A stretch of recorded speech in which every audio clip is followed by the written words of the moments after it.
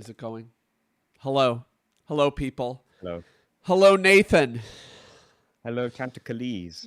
Oh, that's me. If that is your real name. Remember, I don't think you ever watched Nickelodeon. You were not of that continent. But there I was watched this... Nickelodeon. We've got it here. Oh, I didn't know that. How am I supposed to know that? I'm a United Statesian. We only know the United States. That's literally how our country know works. that. You did just assume. I made an ass of somebody, and it's probably me. But we had... Did you ever watch The Amanda Show? Briefly here and Yeah, there. It was because weird. they had the thing where Amanda would have like the letters. They'd write her letters. I don't know if you remember that. And then I just she'd remember say, the dancing "Dear..." lobsters and Amanda, please. Okay, that's fair. Yeah, Amanda, Amanda, please. please. And they'd also Amanda, have please. so they have the dancing lobsters, Amanda, please. But they'd also have there was a letter. There was like a section. Oh, maybe that was on all that, not on that. But they would say like, "Dear Amanda," and she'd say, "That's me." And as a child, that delighted me because she was delighted in herself. Hi, everybody. Nobody is late. Milky Way. Hi, Magitos. Hi, Bearcat. Hi, Jolisha Keys. So I say we get started.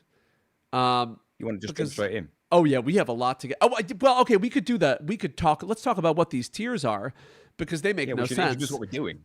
We are ranking every single limit break in Final Fantasy, except maybe Final Fantasy 14, but we'll get there because I don't think either of us play Final Fantasy 14. But we'll still rank it. It's just we're still going to rank it. It's just it's going to go in this tier right here, the IDFK tier. I don't fucking know. I've played Final Fantasy 14 all of once in my entire life for about an hour. That's better than me. I've played it 0 times, so I aim to keep it that way. I don't really like MMOs very much. So we have, I think these are sort of the more standard tiers, right? Existence ended, solar system destroyed, Earth ravaged, the Titanic that hit the iceberg, dislocated your shoulder. These should be switched, shouldn't they? Wow, I messed up. That's yes. You did a murder. Absolutely. and dislocated my shoulder. I guess that's... I guess I'd rather have a dislocated shoulder than be murdered, but mileage may vary. Hi, James. Hi, everybody. Hello, everybody. And then, of course, the classic gave me a boo-boo. For those who don't know, a boo-boo is like a little cut. And then I have a couple of other tiers, like, does that count? Is that really a limit break? We can talk about it. And then, of course, current topic. And now that we're on to current topic... Oh, I should say also, we don't have rules for how we're ranking these. We're going to do whatever we want. Can I ask what current topic means? Well, it means that we're going to talk about Locke first. And by Locke, I mean literally everyone in Final Fantasy VI. But except 2 people, because Locke... Well, let's actually put this here, too. So Locke and the gang, they have limit breaks that just do extra damage. And then Strago and Realm, they have limit breaks that do instant death, which obviously doesn't affect at least most bosses. So, yeah. And I guess maybe I'll let you open with this sort of limit break here. How does this one work? Have you used this one a lot? Right. So you've called in the limit break guy for this. Oh, I should have mentioned that. NG Plus is the limit break guy. He has beaten 4 out of the Final Fantasies with only limit breaks and continues to explore this trope in multiple other videos. But in terms of 7 to 10, I think you are the undisputed expert of limit breaks. So I therefore have to have you here. I mean, I can't do this video without you. I suppose when it comes to being a YouTuber, I'm the one with the most experience when it comes to using limit breaks for stupid challenges. That's probably the way to put it. I'm hardly like the be-all, end-all expert of the whole topic, but I'm going to do my best. For those who don't know who I am NG+. And I beat Final Fantasy 9, 10, 8, and 7, pretty much using only limit breaks, essentially. And I made videos on doing all of those things, and it was agony and painful, and I couldn't have done it by myself. And the perfect challenge run. Now, here's the thing with 6, everyone's limit break, except as you've just said, Strago and Realm, I suppose, is the same. It's desperation attacks. I've done some research on desperation attacks because I almost had a stupid idea to try and do Final Fantasy VI with only desperation attacks. That But does that's when sound I like a found stupid out idea. That sounds like a really it is a stupid stupid idea. And do you know why it's a stupid idea?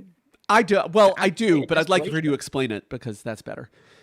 To activate a desperation attack, and correct me if I'm wrong, guys and girls at home, I think you have to do a physical normal attack, and if you're in like yellow health or desperate health or low health or whatever, that attack has a 16% chance to just be a desperation attack instead. I think. It seems about as reliable as my dad. So it's yes. Your dad is RNG. Yeah, he's 16% of the time he's there, but the rest of the time he's not present. Yeah. So I think No, it's only my actual 16. dad, I love you. I'm just kidding. I love you. You're the best. It's something like 16% chance. So actually doing a run based on it would be pure luck based and would be terrible. I agree with that. So where do you want to put this one, NG+? Where does it go for you? There's a lot of things I don't know about it. Like, can it ever miss? Does it ignore defense? Can it crit? I don't know. Ooh. I don't know about those kind of things. But the fact that there's no variety already makes me not want to put it very high. The lack of reliability is what really kills it for me, because if you can't use it consistently, then you can't count on it. And so for me, It's at literally- maximum, it can go into dislocated my shoulder, but I might even It's put it almost- into gave me a boo-boo. It's almost controversial to even call this a limit break. Oh, so you're going to say it doesn't count? I think it still counts. I just don't think it's good. You think it still counts? I think it still counts. I mean, it's still... It satisfies the criteria of a limit break, which we haven't talked about, but a limit break I think of as a special attack that you can do under some sort of a special circumstance. Does it have to work every single time? No. I mean, for that reason, though, I'd put it into gave me a boo-boo, I think. Do you mind if I quickly go and fetch something? You may. You may. I'll take 1 minute. Yes. Oh, hi, Gina. Gina's here. So, in case you don't know, NG Plus has a huge collection of bones. He actually cosplays as a dog, specifically the dog from Duck Hunt. Every weekend, he and Gina, they go out to a nice farm out in Cornwall, and they both dress up as dogs. They have 2 trainers that throw bones for them. They fetch them, but they actually supply the bones themselves. It's really nice of them. They don't want to... they don't want to make anybody feel bad, you know, and make any. They don't want to waste anybody's resources by not supplying their own bones. So he fetched. What did you fetch? It wasn't a bone. I know that. A water bottle that my wife got me for my birthday with my name and logo on it. Okay, I thought it was going to be more related to the limit breaks, but I guess not. I was thirsty. I'm going with iced coffee, so that's my game. Okay, where would you put this, Nathan? It's got to go low. I think. Are we open to maneuver these around once we've got on our way? Yes, through? absolutely. There are nothing is set Yeah. in stone. There are no rules. I would put it in. Gave me a boo boo at this Okay. point. Big 'Cause it's boo-boo. basically just a normal attack, but a little bit different. Maybe a stronger one. Yes, that's essentially how I see it too. What about okay, I'll actually do Realm and Strago. I'm actually going to put them in the same place because I think Right. there are so many ways to kill regular enemies. Their limit breaks are the same idea, but they just do instant death. And so I think I'm going to put that, I would personally put that also in Gave Me a Boo Boo. I think it's maybe worse because it won't hit bosses. Counterpoint. It's instant death. By definition, that is you did a murder. Okay. Am I wrong? Does that mean I need to change the name of the category so that we can actually place this properly? But that's true. We will put it in You Did a Murder for the meme. Because I For the don't think that actual definition. I don't think that You Did a Murder is going to be I think there's going to be a lot above You Did a Murder. And by the way, I'm open to creating more categories if they're necessary. Because you don't have enough. Well, we have 101 things to rank. So I feel that we Jesus. may need other categories. So that's going to might. be the fun of it. We will come up with, if we need something else, we will. Are we All right. also ordering them within the same category? We can. I think that's appropriate. But next, our current topic is going to be Claude or Clued or Clued. what did I call him? Well, do you call him Dingus? No, that was somebody else. You probably called him numerous things. You've done more than one playthrough, right? This is true. I've called him many things. Yeah. So we have. I want to put these in order, but it's hard for me to remember. I think it's Braver Cross / Blade Beam is next. No.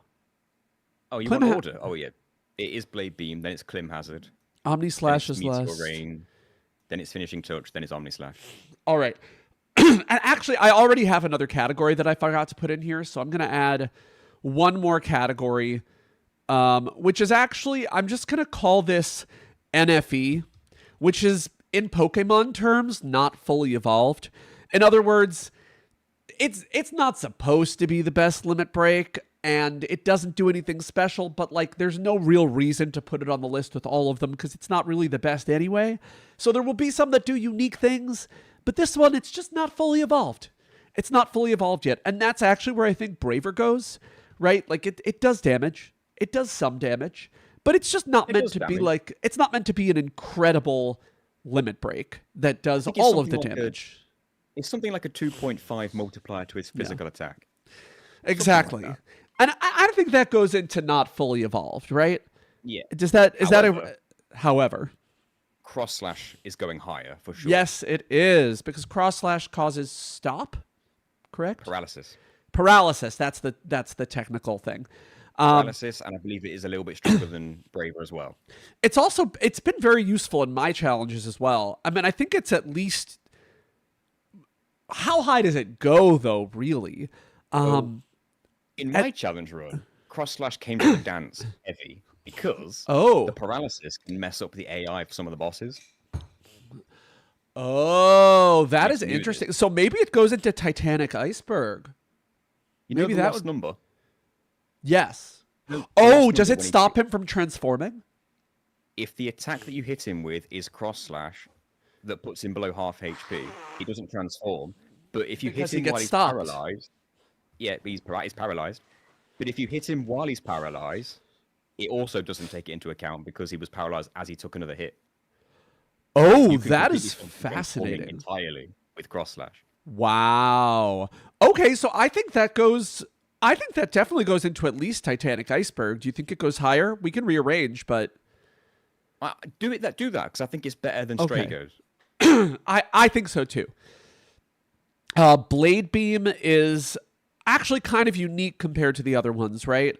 Because it hits something and then it splits into multiple different beams and does damage to everything else. It does a little bit less damage to what it splits off into. I think the most useful thing with Blade Beam for me is that it's an AoE limit, which early on Cloud doesn't get many of until Meteor Rain, Meteor Rain's quite late in. Yes. But if you want to start learning level 3 limits with any character in Final Fantasy VII, you need to get kills with the particular character. And Blade Beam is that particular limit that can do AoE damage on weak mobs. So it's the facilitator limit break, essentially. Yes, it has utility. It's not necessarily the be-all, end-all damage-wise. So you're saying Blade Beam is to limit breaks as Conformer is to Morph. That's what I'm seeing here. I mean, Clim Hazard is the damage dealer, and you use Blade Beam like 7 times and you get Clim Hazard or something. Yeah. So if you haven't, you will understand that, by the way, the Conformer Morph thing, if you watch my Final Fantasy Best Ninja video, which I guess I'll link that someday. Oh, you did? I think I finished it. I saw someone in your comment section saying, why is Yuffie on the thumbnail but not in the list? I think that's because I asked everyone to troll me. That's probably why. I think Blade Beam, I don't think it's better than Cross Slash based on what you're saying. I don't think so either, but it's got utility, so I think it at least belongs in Dislocated My Shoulder. And I also think that this actually goes here. I'm calling your bluff here. So I know it technically did a murder, but we're going Dislocated My Shoulder for that at least. And then the next one, Blade Beam to be better than the instant death. I do. I don't think that a 16% chance of doing instant death is that good. Otherwise, everyone would summon Odin all the time in Final Fantasy IX. Yeah, right? I'm open to Cross Slash going up a little bit as we go, depending on where the other things fall. All right. Well, let's see, where is Clim Hazard going to fall? It's a single target attack, right? It is, and it's good damage, and it's pretty much an upgraded version of Cross Slash damage wise, but not. But is Omni relative. Slash an upgraded version of Clim Hazard, essentially? Kind of, except it's multi-hit, so you can break the damage limit very easily with it. Which I think to me says this is not fully evolved. You could say that. It is more damage than Cross Slash, but because it's a higher limit level, it takes more... Cloud has to take more hits to build up to a second level limit. And it also doesn't have any secondary effect, right? It's just damage. It doesn't, it's just stronger. That's all it is. Okay, yeah, I say NFE. I would say it's not quite as good as Cross Slash. Okay, I'm gonna say NFE. I mean, it's there's an upgraded version that I think just dwarfs it in every way. That I know that Omni Slash takes more to activate, but I still think it's much better. And now we have Meteor Rain, which is unique compared to everything else, right? Apparently, I'm quieter than you. Oh, I can fix that. Can you speak now? I can speak now. How's everything sound now? I hope that has fixed it. I will say NG plus Nathan is just quieter than me at baseline, and that's because I'm loud. The microphones. But yeah. maybe I could also turn myself down slightly, but I don't want to turn myself down too much. Okay, way better. Great. Apparently. Thank you, Terrence. Thank you. Thank you. Meteor Rain. Why don't you go with this one? Meteor Rain. Obviously, again, it's multi-hit, but also the hits target all targets, but randomly. So you can't do the same level of damage to every target like Finishing Touch could. You could have 2 targets, use Meteor Rain, and all, I think it's 6 or is it 8? They could all hit one target, basically, and it'd just be bad luck. If it's a boss, though, this becomes actually pretty powerful. And I found actually... Single target boss, yes. Yeah. I found that this was the only... When I did Cloud only for Final Fantasy VII, this was the only way to get through Rufus. Because if you know Rufus will encase your characters in a pyramid, which is an immediate game over.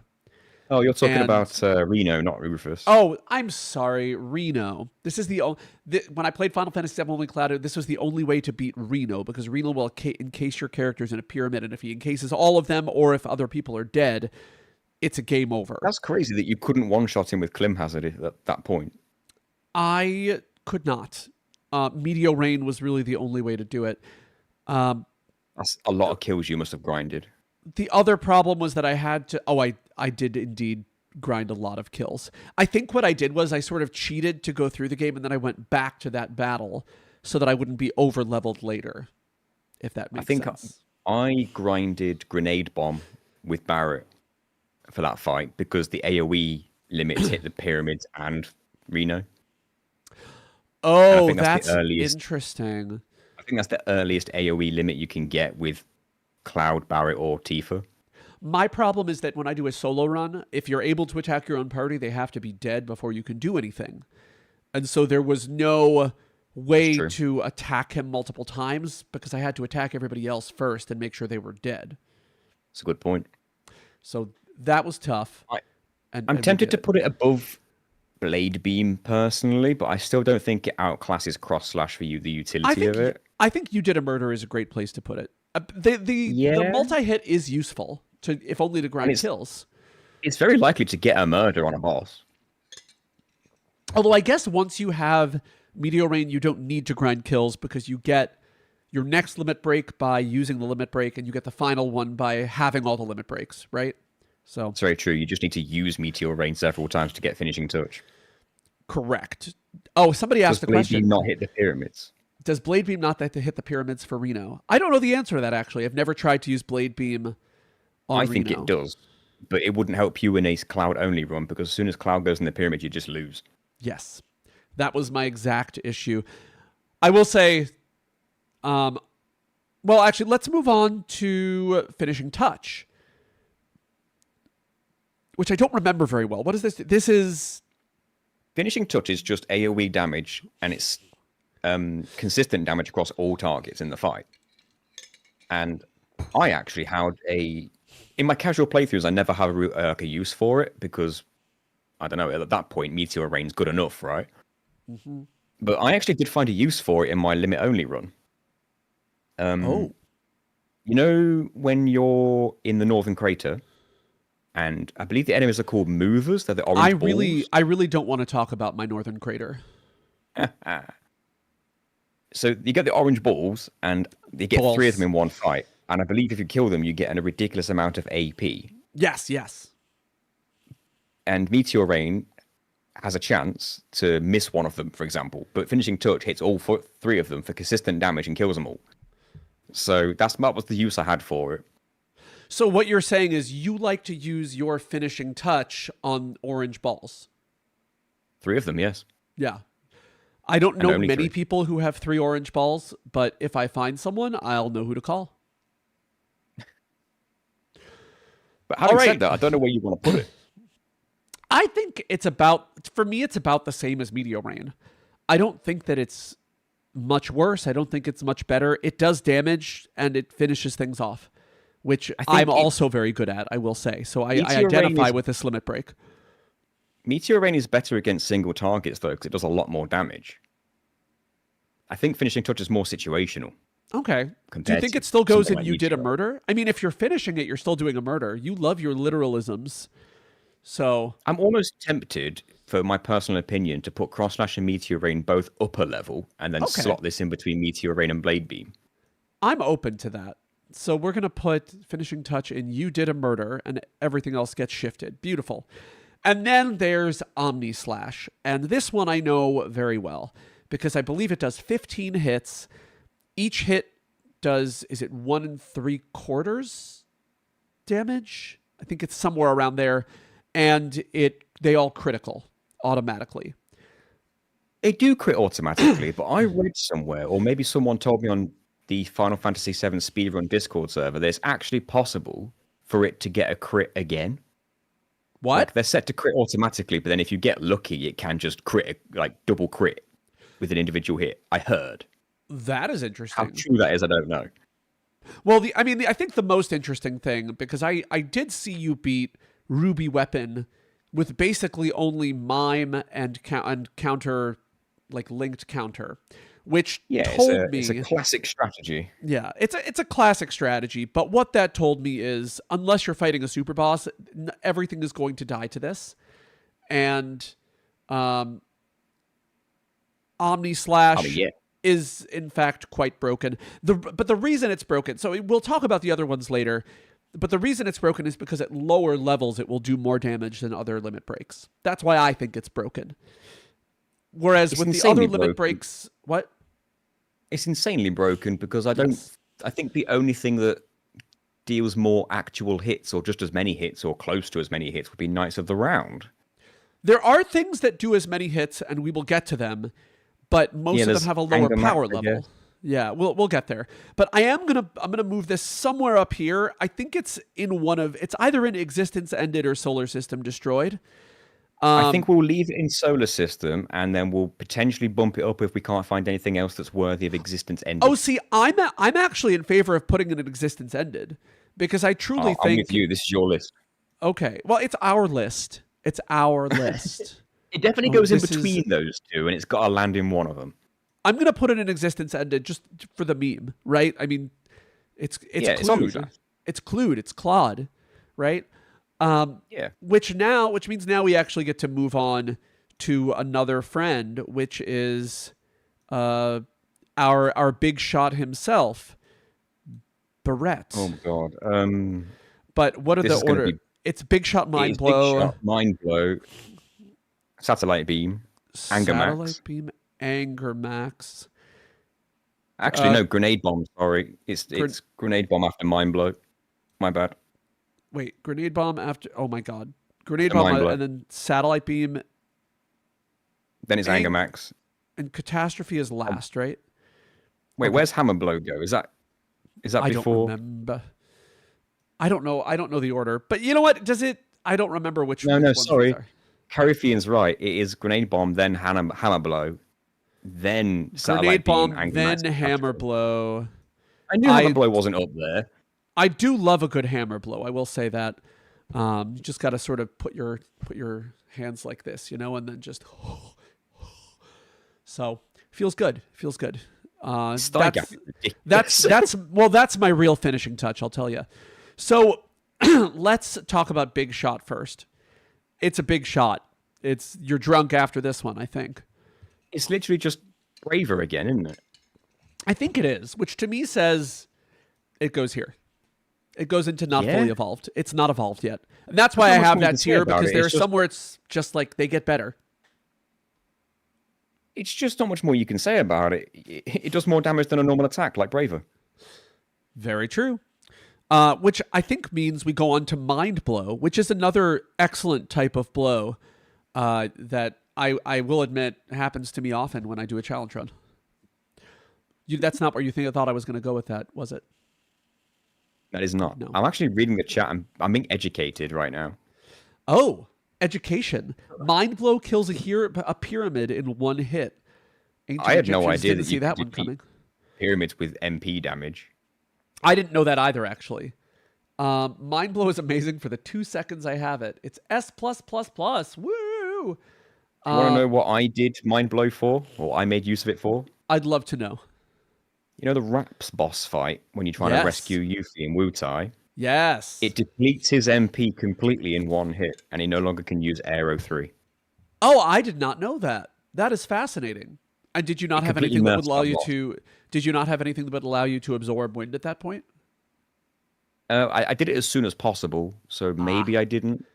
That's fair. But I just think it's interesting that I think it depletes his MP by the exact number of MP he has, if memory serves. I could be wrong on that, but I think it was like 300 MP, and that's how much MP he had. And Aero 3 was his strongest attack, and he just got completely nerfed. Got it. So he couldn't really do that much. That's nice. And how many bosses are even susceptible to Mind Blow? That's like one of the only ones. It's got to be. I actually have no idea. I've never used this limit break. It's just not my custom, you know? Having said that, it is MP damage, and it's extremely situational. I think it's definitely a limit break. I think it does something unique. I do think does the fact that it has one use, like one very specific use, or 2 uses, yeah. Or 2 uses. There's also another thing. There's another thing as well. When you learn it for the first time in your first ever playthrough, and then you realize how very situational it actually is, you get disappointed because you're like, oh, so Cloud gets cross slash, and the big muscular guy with a gun for an arm does MP damage. What's that about? That is disappointing. It comes with an inherent disappointment, in my opinion. I think it goes into gave me a boo-boo. I know that it has some situational use, but at the same time, like, yes, you can nerf a boss, but then, like, everybody else still has to kill it.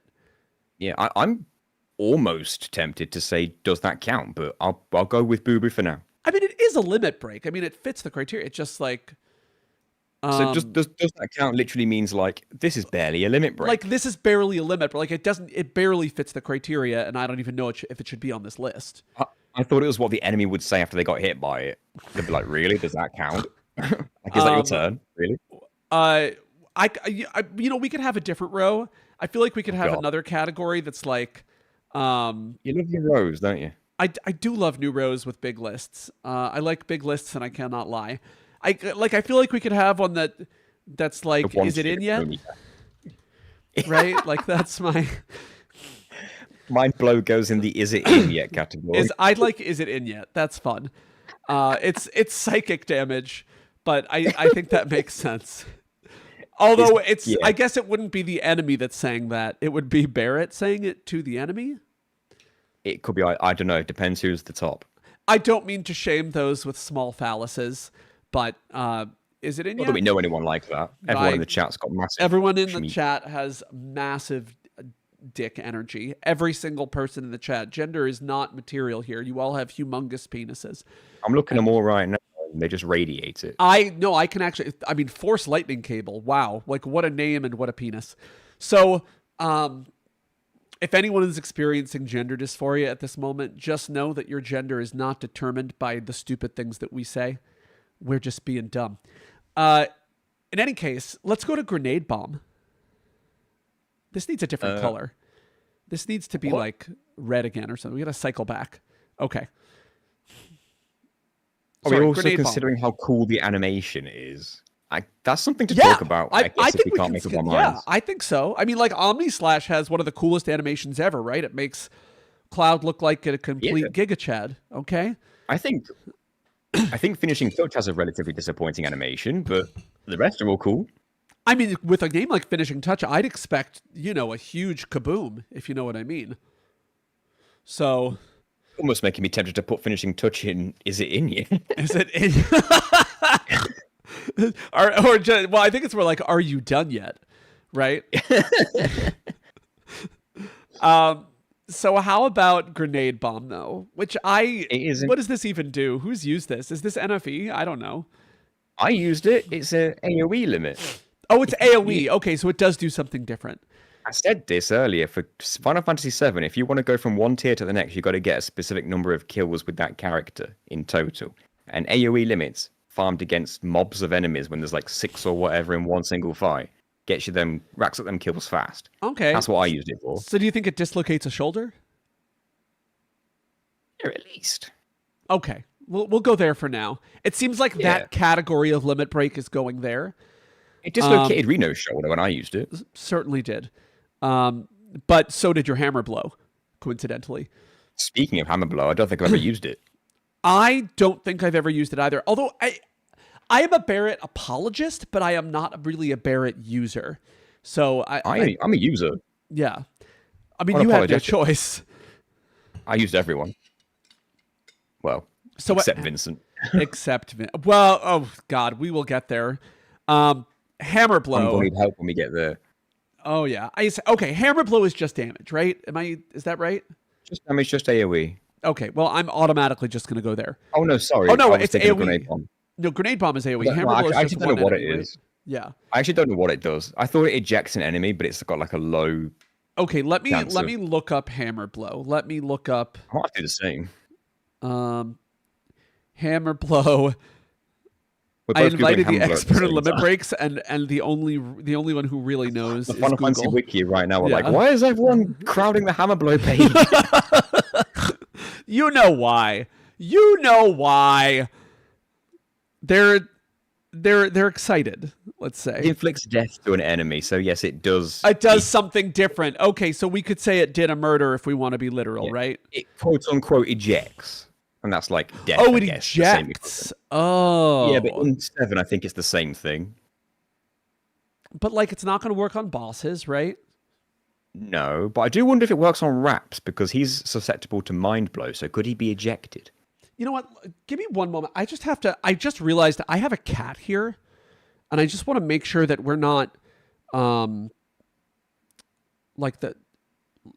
if we have a cat, we have to have the cat on screen. I just realized this. So let me try. Not that I can see your camera or anything. Yeah, you can't really see much, but I have a cat, and I just want to make sure that you all get to experience the luxury that is this cat. First of all, look at this gorgeous kitty, right? I will make her smaller, but wow, look at Aurora. Isn't she so cute? And now I'm going to make her smaller. Oh, that's my bum. Okay, we'll take my bum out of the picture there.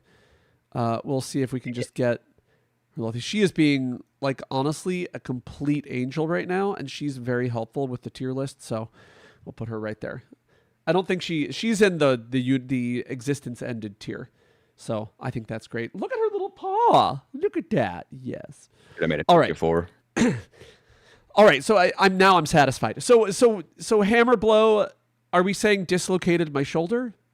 Are we saying or did a murder because it literally causes death? Okay, we'll say did a murder. Okay, sure. I don't know if it really belongs there, but it technically did do a murder. Okay. It probably doesn't belong there because Grenade Bomb probably slightly better. Okay, we'll put it here then. We're really only arguing with ourselves. Put it in Gave Me a Boo Boo because that's where Stray Goes is. Gave me a boo boo. Okay. But finishing touches everyone and hammer blow is just one, right? If you do hammer blow on a boss and it doesn't kill it, you just gave it a boo boo. Okay, that's fair. But finishing touch does all enemies, right? Yes. Okay, that belongs in you did a murder, I think. You did several murders. Next up is hammer sounds right. Next is satellite. Oh my god, huge burp. Next is satellite beam. Decent damage, AoE. So it does something unique at least. I mean, I think it can go into you did a murder, right? It's good. Is it better than Grenade Bomb? It's got more damage, but it takes longer to charge the limit for it because it's a level above. But if it's just AoE damage and Grenade Bomb does AoE damage, does that mean that Grenade Bomb is NFE? Well, what I don't know, I think Grenade Bomb does static damage to all targets, but I think Satellite Beam might be similar to Meteor Rain, where it can randomly target the enemies. Correct me if I'm wrong, chat. I could be wrong on that one. Chat, help us here. Help us here. Let me look at Grenade Bomb first. It always crits, apparently, Satellite Beam. Satellite Beam always crits. Grenade Bomb. It could probably go in. It could probably go in Dislocated Shoulder. Can go in Dislocated. So we're put it in the same tier as Grenade. That just feels like Grenade Bomb is NFE. Well, no. It does like the same thing, right? Apparently, it does the same thing, but it's just stronger. Yeah, that's going down there. You're like, this is Piplup and this is Empoleon, I think. That's harsh because obviously Grenade Bomb, you learn it much quicker, much sooner. Okay, fine. Then this is Prinplup. Next up is Anger Max, and fantastic limit. Obviously, it takes longer to charge, but this does 18 hits, right? It's like 16 or 18. I believe it's 18. It could be 18. And it's each individual 18 hits. Has a chance to crit. Is it one target or is it chance to hit all targets? No, it's randomly across all the targets. Randomly across all the targets. They take them all. Okay, so that actually puts it down on the list a little bit compared to, well, or does it? It's gonna go up high, right? You say that, but yeah, I was about to say, by that logic, it belongs with Meteor Rain. I think it belongs, but does it do? I think it does more than Meteor Rain at max power, right? Oh, is Anger Max his final limit, or is Catastrophe his final limit? No, Catastrophe is. Okay. Anger Max. Oh, Daniel, you're saying that it's his best limit. I see what you're trying to say. Well, actually, but I think it belongs higher than because Meteor if you get Barret's strength maxed out, I believe by total damage it can do more than Catastrophe. I think it can do more than Omni Slash. Technically, it's just unlikely because of the crits, right? Yes. And Omni Slash is just single target, right? Is it? Oh God, that's a good question. Does Omni Slash spread out if there are more than one enemy? I actually don't know the answer to that. I have a vague recollection of it actually doing that, but correct me if I'm wrong, guys. Let me just. When's the last time you used Omni Slash against a multi-target? Oh yeah, Omni Slash hits random enemies. Right. So, in fact, they're very similar, except Omni Slash does more damage. And Anger Max charges more quickly. That's right, Daniel. You're right. So just as level 3 versus level 4. I think for now, let's leave it in Solar System Destroyed, because I do think Omni Slash is a better limit break, even though Anger Max can do more damage. I like the simplicity in the animation. He literally just gets his machine gun out and unleashes hell as well. I appreciate that. It belongs where it is. Yeah, okay, let's leave it in the Solar System. And then the final one is Catastrophe, which is also multi-hit, right? That being said, I have to look up the effect. I think it's also like static damage across all of them. And by that, I mean like guaranteed to hit everyone, not a random number of times or anything. So it's like finishing touch in that regard. But I think it does more damage than finishing touch. So Catastrophe is 10 physical attacks. Ooh, that sucks. It hits random enemies for 1.25 times the damage. That's again, not it's one as of those good. deals where if the enemy's by himself, it's just one enemy, then it's a lot of damage. But I think Anger Max would do more damage than it. If your stats were high enough, yeah. Yeah. I don't think this is as good as Anger Max. Inferior Anger Max. Yeah. Which is weird because I would put it in NFE, except it's not because it's higher level. So I mean, I think it's still good. I think I'm going to put it, I think Earth Ravaged is where it belongs. And I'll put it below Cross Slash. You did use it against Ultimate Weapon. I did. I used it against Hojo as well when he summons the two monsters, the two creatures. I did it to eliminate the creatures because it does bigger number of damage with each hit, of course, because there's fewer hits. I do like big number. If it does hit the monsters, it's likely going to kill him in one. So do you That's why I think did it. overall it's better than Anger Max, or the same as Anger Max, or No, worse? Anger Max tops out more with higher damage in the end, so I think it belongs below Anger Max. Okay, I agree with that. I think Earth Ravage is where I want to put it, and we'll have to sort of revisit where everything belongs based on other limit breaks and where they get ordered. Oh, It that's also rough. looks pretty cool animation-wise. It does. But now we're on to Tifa, who I think you know how this is going to go already. So I'm going to take the lead here and say You have your opinion, I have NFE, mine. NFE, NFE, NFE, NFE, NFE, because if you get Final Heaven, you get to use all of them. Which to me says, I technically though, there is one that I would say is different. Is what's the third level? What's the second third level one? Well, it's Beat Rush, Somersault, Dolphin Blow? Or was it Water Kick? I don't remember. I thought Water Kick was up here. What's It could her second to last one? Is it Meteor Strike? Meteor Drive? I honestly don't remember. Xander, only remember the NFE earlier is ones. not fully evolved. And in fact, I'll just change it so it says that. Now, if this was my list, like just mine, there wouldn't be a not fully evolved list. What I would do instead, and I would go bottom to top, the first one to the last one. I would put Beat Rush gave me a boo-boo, Somersault dislocated my shoulder, and just go one up with each one because you are using them all in a row. That is a good point. And also, I will say, technically, each one is different because each one does a certain number of hits, right?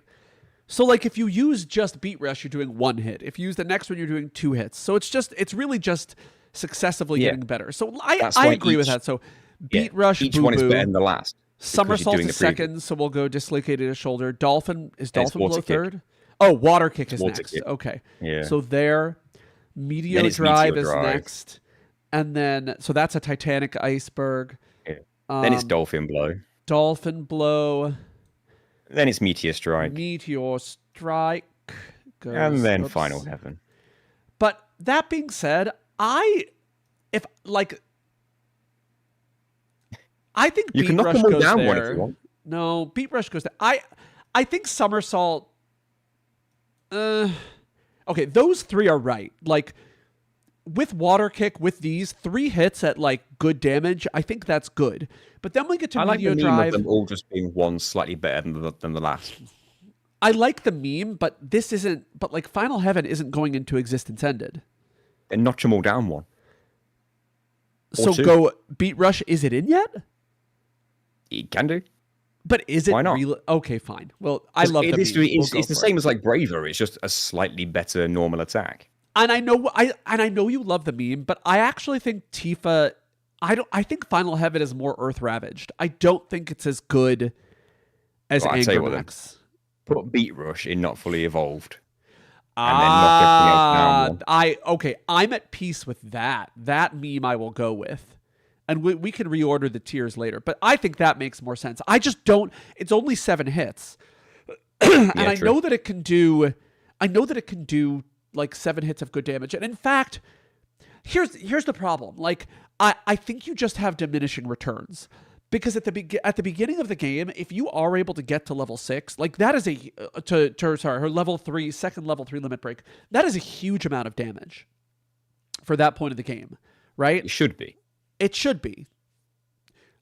Because that's It's Anger Max. just Final Heaven at the end of the game is not.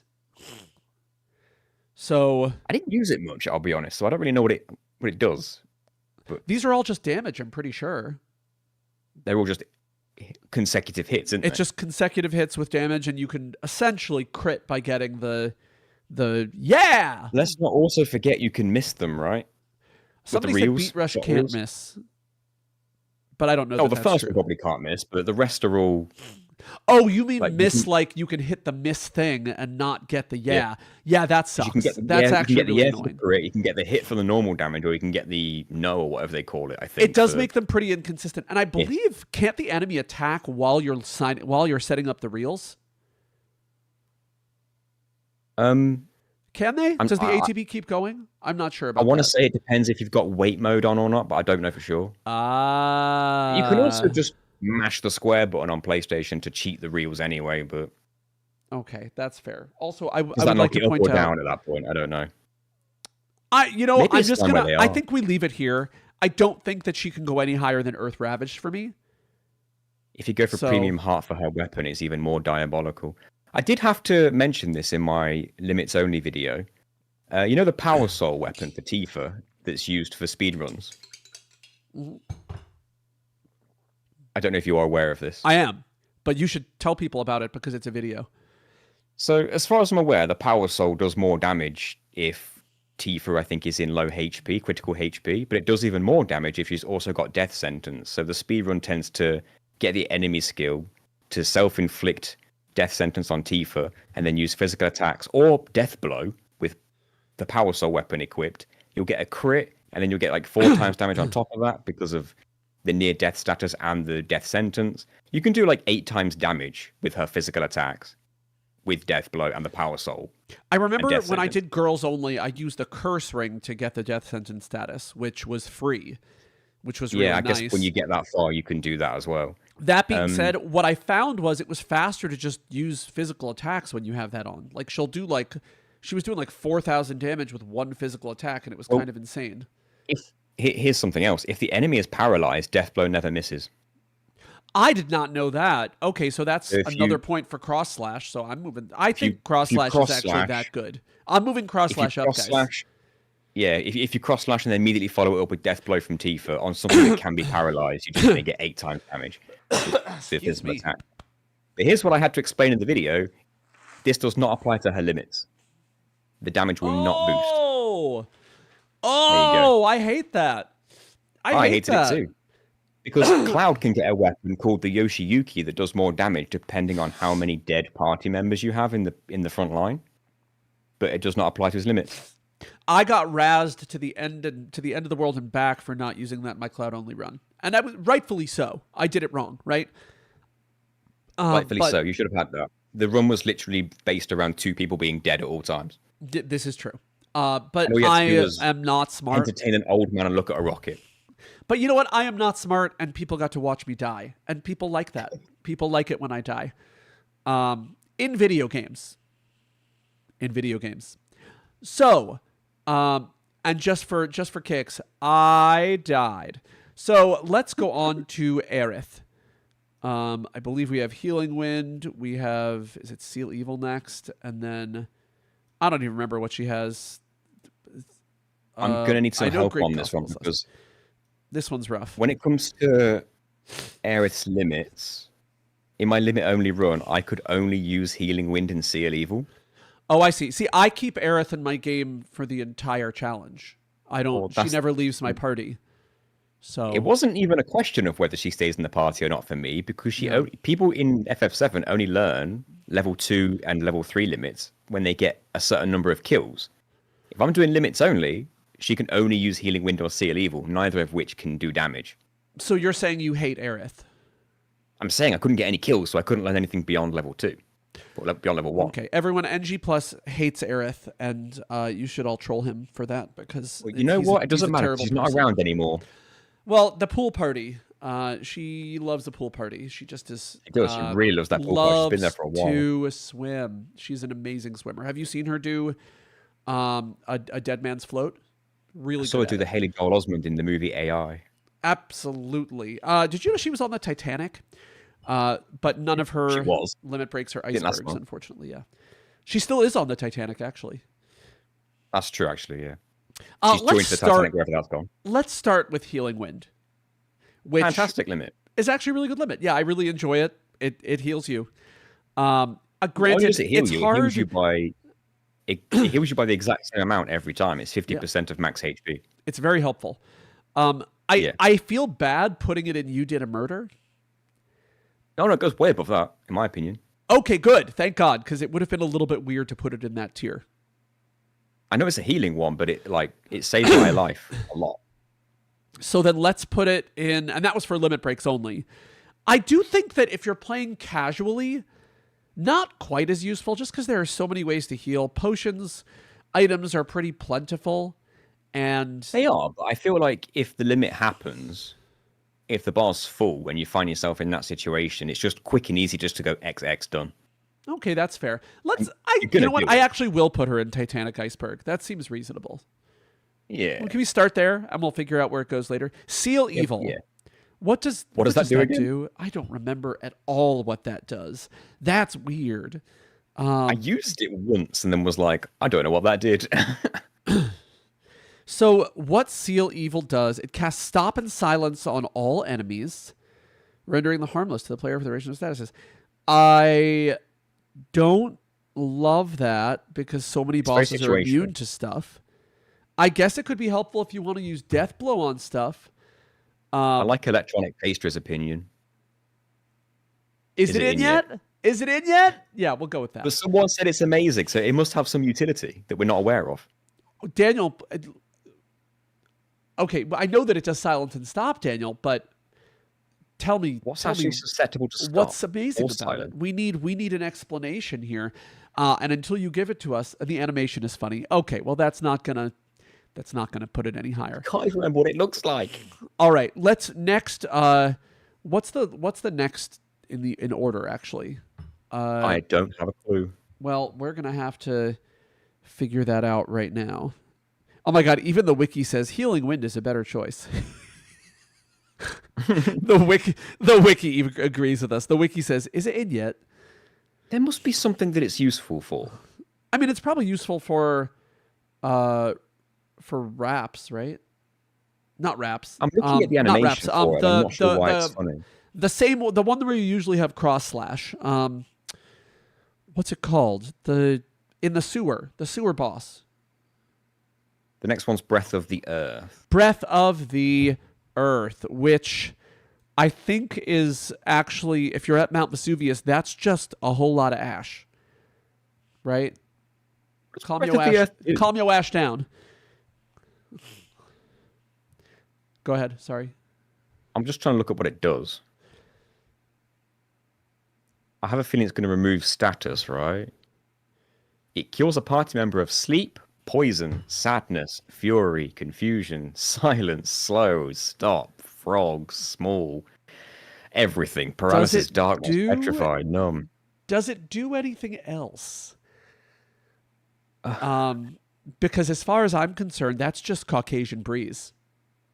It removes every negative status, but the problem is fury can be sometimes considered a positive status in situations. Well, same with sadness. I found that sadness was extremely impactful.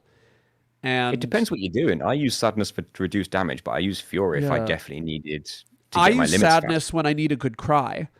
But in the game, I usually, especially in a solo challenge, I use it to not over level and to prevent damage from things like rocks. Because I don't know if you're aware of this, when rock hit you, it bad. Someone's described it perfectly. It's the opposite of bad breath. It's Caucasian breeze, which is technically bad breath. So yeah, this is, no, that's white wind. Anyway, Breath of the Earth, I think is, I don't think it's good. I think it's, is it in yet? I'm looking up the next one because that will give us an idea of where to put this one. Yeah. I think the next one actually heals. Oh no, the next one does not heal. Fills up the other two party members' limit gauges fully. I mean, I love the fact that you can sort of like negate opportunity cost by just giving it away. At the same time, you know, that would have been useful in your run, perhaps. It would have, but I wouldn't have been allowed to learn it. Oh, that's fair. Oh, because she can't kill anything. Exactly. If you're only using limits, she cannot kill. Oh, that's fascinating, actually. I couldn't learn anything beyond Seal Evil. You did say that, but as a man, I'm a terrible listener. Now, what is good about Fury Brand, and this is going to be all limits in the game, but you probably knew this already, but if you spam limits, like say you use 3 or 2 limits in a row, they will always take place back to back, even if the enemy's turn was supposed to happen in between them. Yes, they make it so that it's the same with FF8, isn't it? If you use a limit break, it goes before anything else that happens. The only exception is I do think that counterattack. this is good. Sorry, say that again. The only exception to that is counterattack. So if the first limit gets countered, that will take place before the second limit. So if you use Fury Brand and then spam the other two characters' limits, they're guaranteed to have them back to back. That's a point in Fury Brand's favor, which I think would knock. I guess if you use, but I guess you'd have to use 2 limits and then use Fury Brand. No, the problem is you'd have to. The problem is if you use Fury Brand, it brings up the limit gauge, but then like it's only at the end of Fury Brand's animation that they're going to be full, so you might not be able to input them quickly enough. I'm purely talking in between the next 2 limits. I see. Okay. You're guaranteed to get them both back to back. Well, then Which, depending on your strategy, could be a lifesaver. Where do you think this belongs? Well, I think it's got to go. You did a murder, maybe? Because I actually really like the idea. I just would never use it personally because I don't like it. If I was allowed to learn it in my run, it would have been a godsend. But the challenge that you did, it was, does that even count? Because you couldn't learn it, right? So I don't think we can use your run as a metric for this one. And in fact, the fact that it is unlearnable in your run makes me put it even lower. So I think dislocated a shoulder. All right, fair. Somewhere in between. And part of the reason for that is that she does have good limit breaks, and Pulse of Life is one of them. Pulse of Life, our next one, it just restores everybody's HP to full. Is that definitely the next one? Yeah. I say that not completely knowing, but I'm pretty sure. I'm just looking it up. It says second level 3 limit. That's the second one? Apparently. Okay, so this is the part where I say I was wrong. And I think Great Gospel's our best one, so it must be Planet Protector. So I have a problem with these because they both... Planet Protector grants the entire party invincibility. Pulse of Life heals the entire party. But then Great Gospel, the level 4, does both. And so when I have actually used Planet Protector and Planet Protector and Pulse of Life in the past, specifically Planet Protector, what I found was I would have a party that was near death, and this was partly because I wasn't very good at the game, let's be real here. I would have a party that was very close to death, and then when the invincibility wore off, I'd be fucked because I would just die. So what you're saying is that Planet Protector, Pulse of Life, and Great Gospel in that order? Yes. Now, the question is whereabouts you put them. Keep in mind, you don't get Great Gospel for very long in the game, do you? What do you mean? I keep Aerith in my party for the entire game. What do you mean? My game must have glitched. She disappeared after a certain point. I mean, just because she goes to a pool party doesn't mean you can't use her. It's just a party. Yeah. And Daniel sort of hit the nail on the head here, by the way. You cannot restore health while invincible. That's true. It prevents you from being targeted by anything. Right. So I actually want to put it is good. I mean, invincibility is a very good effect. I just don't think it's that good. And I kind of want to put it in dislocated my shoulder, but below Fury Brand. I kind of like the idea of Fury Brand more. Yeah, I'm with you on that one. Okay. Pulse of Life. Pulse of Life needs to go above. It goes above. Yeah. I mean, at least I can't put it in You Did a Murder just for the sake of the meme. I actually think it is worse. What? It is a full heal. Pulse of Life is. It's a full heal. Yes, because Healing Wind is half heal. So it's twice as good as Healing Wind, but it takes longer to actually fill the bar up. Exactly. I would think I would rather have Healing Wind, to be honest. Because you can get Healing Wind more regularly. You could probably use Healing Wind twice by the time you get a single Pulse of Life. Or more. So it almost balances out. And if you think about the waste that you get from using Pulse of Life, if everyone is... I mean, nobody can be at 0 health, right? Oh, hang on a minute. Pulse of Life even revives the dead. Oh, it does? According to Griffin, and I trust everything he says. I actually didn't know that. Griffin could tell me my own national insurance number, and I'd believe him. That being said, if your characters are dying, usually something's wrong. But I also if think something's wrong, so use Pulse of Life and bring them back. okay, that's absolutely fair. Yeah, when I say something's wrong, I guess what I mean is they're dead. I still think Healing Wind is better. I do. I think frequent heals keep your party alive so they can do damage. So you wouldn't need Pulse of Life. So you wouldn't need Pulse of Life at all. And Yeah. if you don't need to heal everybody in that moment, you can use Seal Evil. Now, why would you want to? I don't know. Although I guess if you don't need Pulse of Life, then you could use Planet Protector, which is useful. I don't know. If only she used it on herself before the pool party. If only. I will say pool parties are very dangerous, and what I learned from Final Fantasy VII is never swim unless there's a lifeguard available. Apparently, Great Gospel doesn't revive. That is interesting. What I want to do is I want to put Healing Wind here.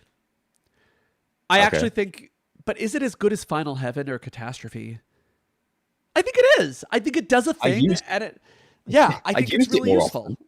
I use it a lot more often. And then, so now we talk about Great Gospel. Because Great Gospel does all the things except reviving, I guess. But once you use Great Gospel, you are at full health and your party is insulated against just about everything for a while. So I think here's what you do. Because Great Gospel and Pulse of Life are both limit level 3, when you get your limit, you can take your choice of both. Which means if you've got dead party members, it's Pulse of Life. If you don't, but you've got some damage going on, use Great Gospel. Then maybe Planet Protector does go to You Did a Murder. Maybe it is better because you can just choose. But Great Gospel is actually still really great. But I don't think it's... Maybe it belongs on par with Pulse of Life for that reason. I think that's reasonable. Yeah. I feel like generally you don't need invincibility that much, but a little bit of healing from Healing Wind goes a long way. And I will say, if I have something like a level 4 limit break queued up, I am extremely reluctant to use it. Whereas if I have a level 1 queued up, I will use it generously and often, which is how Healing Wind is designed to be used. It's designed to be used whenever you are low. And I will say this goes above Pulse of Life, obviously. It does more things. Arena usage as well. Yeah, I didn't think of that. In the arena, you're solo anyway, so there's no point having Pulse of Life. And Great Gospel would obviously be really useful. That's interesting. Yeah. I like that. Okay, I think this is where they belong, though. And I think we need to eventually get through this tier list. So we're going to go on to Red 13. I think Sledfang's first, right? I believe so. And then... Is it Stardust Ray? I don't remember what's next. I think Stardust Ray's level 2. Stardust Ray's level 2. Could even be level 3 for all I remember. Cosmo Memory is the max one, right? Oh, no, wait. Lunatic High is 2, isn't it? I don't remember. I think it's Lunatic High after Sledfang. Three Roads Gaming says it's okay gospel. Which I appreciate. Sorry. Sled, Lunatic High, Bloodfang, Stardust. Sled, Lunatic High, Bloodfang, Stardust Ray, Earthrave, Howling Moon. Is that right? Howling Moon and Earthrave, I don't know. Okay. And I'll be honest, I am not really a Red 13 user much. I am. Interesting. And by that, I mean I've at least used up to level 2 or 3. Excuse me, guys. I have a little bit of a cold, so if you hear me making loud noises, I'm either blowing my nose or I'm dead. Yeah. Huge success. I think nasal passages cleared. I think Sledfang does belong relatively high. The healing that it gives you is actually quite useful. Isn't that Bloodfang? I thought Sledfang does it as well, doesn't it? I think Sledfang is just damage. Is it? Am I let me crazy? Maybe it's Bloodfang. You're probably right. You would know better than I would. I mean, I would look nope, at it. You're right. You're right. It's the same as Cloud's Braver. It's just damage. And it's 3 times damage as well. Is it? So is there something that does the same thing that's higher level? Well, if Bloodfang does 3 times damage but also absorbs health, then, as Carrie said, by your standards, it belongs in not fully I evolved. think not fully evolved for that one. It's My not standards, bad. not fully evolved wouldn't exist, and it'd go a bit up there. But Where would you put it if it weren't not fully evolved? I'm curious. well, it is 3 times damage, and it's a level 1 limit, so you get it relatively often. So I think it's better than. Ooh, it's better than Mind Blow. There's nothing better than a good mind blow. Don't know. I'd probably be tempted for Dislocate My Shoulder Okay, that's fair. if it were me. All right, Lunatic High. Is that the one where you go berserk and haste? And I think you get haste as well, which I don't use very often. I couldn't use it in my most I recent like run for obvious control. reasons. I like to be in control, not of my, not of what I say, because I clearly have no control or no filter. But I do like to be in control of my characters in Final Fantasy games, which is one of the reasons I don't like Final Fantasy 13. Oh, I didn't know this actually. I'm learning. Lunatic Eye also apparently boosts Red 13's defense by 50% for each party member still alive. I didn't know that. I didn't know that either. I wonder, is there a way to negate berserk in this game? Ribbon, right? So one It's got to strategy work, that you could use is use Lunatic High, but have 2 characters have ribbons and just have it affect Red 13. And then Apparently he it's just not goes berserk. crazy. Apparently it doesn't inflict berserk at all. It is just haste and defense buff for Red. Oh, well, that's less exciting. It's not just berserk. haste. It's just It's haste. mostly just haste. Okay, well, clearly I don't remember these very well. I never use this. I'll be honest. I think I probably used should. it and I was like, what did that do? Well, But obviously you don't. I actually have a question about the rules of your challenges. If you use this in a limit break only challenge and then people start attacking because they're berserk, I know it's not berserk, but if you had a limit break that caused berserk and then people started attacking, would that invalidate your challenge? I think so, right? It would invalidate it, yes. Yeah. Because my rules are a bit strict. I even invalidated, what's his name? Vampire dude. Oh, Vincent, because he just he Yes. just transforms. I invalidated Vincent, probably wrongly. I got some backlash for that. But I was If you're like, not getting once you use backlash the on limit- YouTube, you're doing YouTube wrong. You know this. Yeah. Because once you use the limit, he just auto attacks from then on. And it's just like. The point of the challenge was that I'm not allowed to attack unless my limit bar's full. So being allowed to auto attack over and over I could just sit here and win every single random Well, encounter. I want to put this one on. Is it in yet? I don't think it's Yes, fair. useful. Is it in yet? Is it? You all use right. it, and when you first play through, you don't even know what's happened. So you're like, is it in yet? Yeah. Where is it? Like the poppers have not hit, and it's time to quit. Next up is Blood Fang, which I think is actually a very good limit break. I've got to find out exactly what it does.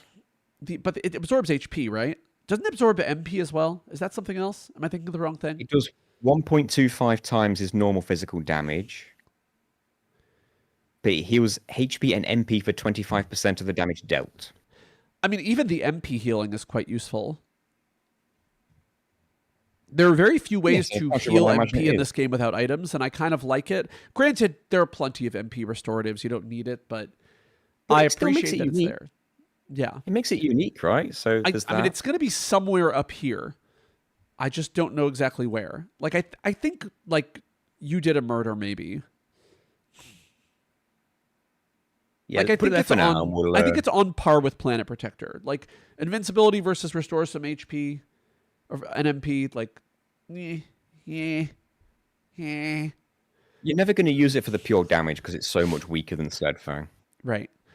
Stardust Ray is next. I don't that's remember AoE. what this does at all. check. I know what the animation looks like. Yeah, I literally don't remember. I'm Googling. It is The Google. all enemies hits 10 times randomly for 5/8 of his normal damage for each hit. That's actually not a bad.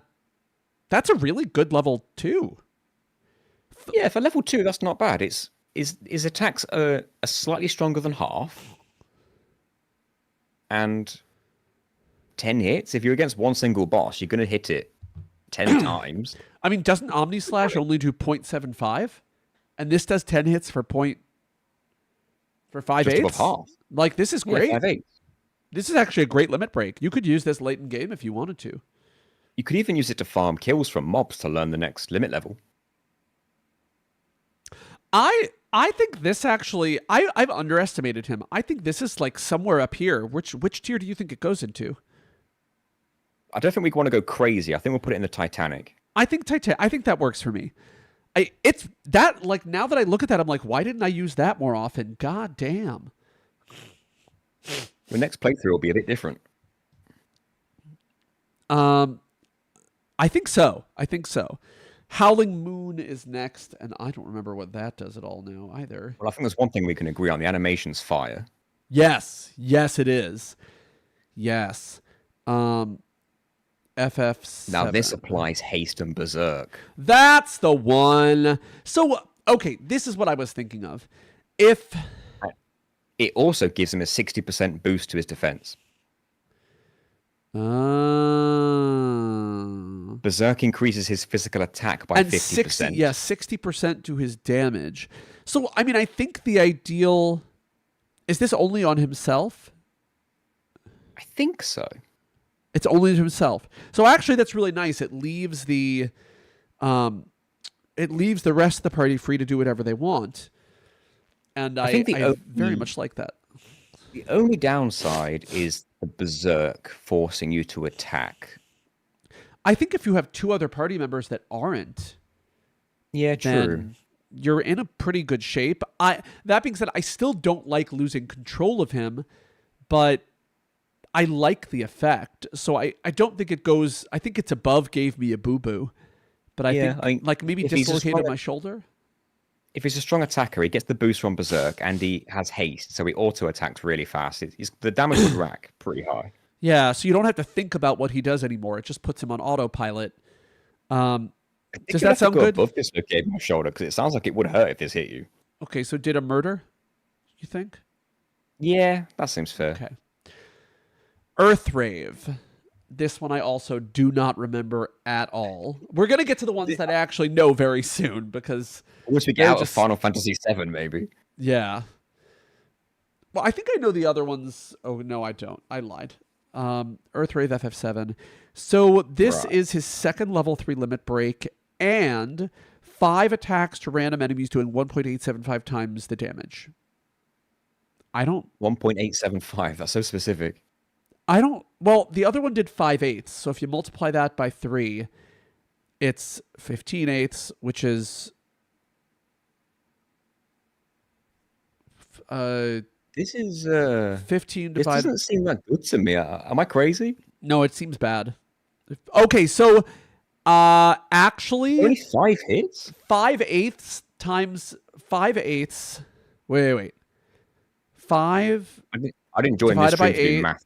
Times 10 is let me turn my lights on. 6.25. So overall, this will do 3 times the damage of the other one. Okay? Okay. But, wait. 5 times 1 point... Oops. 5 times 1.875 equals... On the math stream. 9.37. So this does about double the damage of Stardust Ray, but it has fewer hits. Obviously, if your strength was really high, Stardust Ray could potentially do more damage overall if you were able to top out your damage, but that's a long way away, and at that point you've got better limits anyway, maybe. Yeah. I think it's okay. I think it dislocated a shoulder compared to the other things here. And considering how much work you have to put into getting him damaged to actually get this limit break to proc. Carrie's saying you've got a tier called Earth Ravage, and this is called Earth Rave. This is called Earth. That's funny. And yet it's not going into Earth Ravaged. It's not going. It doesn't deserve to. No, he did not Earth Ravage with this. He went to a party and danced. and dislocated his shoulder when wasn't some very good at it. asshole elbowed him and because he was Dislocate that moshing. shoulder and try to ride that chocobo. Exactly. And the final one is Cosmo Memory, which another one that I just don't really use that much. I'm Googling because I forgot what it does. Me too. No, I don't want to know how I teach it to him. I know how I teach it to him. How it is it? What do it do? It hits Oh my all God. enemies for... Get ready for this. It hits all enemies for 7.8125 times base damage. One time? To all enemies. Just one time? Yes, but it is damn near 8 times the damage. Boo boo. Boo boo. Like, you need more That hits does in this mean- game. It does mean that it can cap out to 9999 pretty early, and at that point is less useful. Yeah, but like then, and then once you get this, you will have to have used his limit breaks a bajillion times, destroyed a bajillion enemies. Why is this so bad? Boo boo. I feel like the only use for this I can think of is farming kills to learn the next level. But do you even need kills to get to level 4 at that point? You don't, do you? Well, because this is level 4. This is level 4. No, why would you use this? Is it in yet? Is it in yet? I feel like the one Don't before use this was it. better. What was it called? I don't know. Earthrave. I feel like that's better than this. It is better than this. That's crazy. I like that his Maybe I limits am literally are like Stardust Ray is great, Earthrave is not so great, and then Cosmo Memory is a very small penis. I don't get it. Like, am I reading this wrong? If that was like, if it was something like 5 times damage, but it hits multiple times, for example.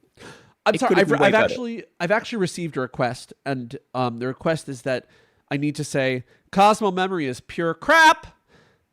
Thank you.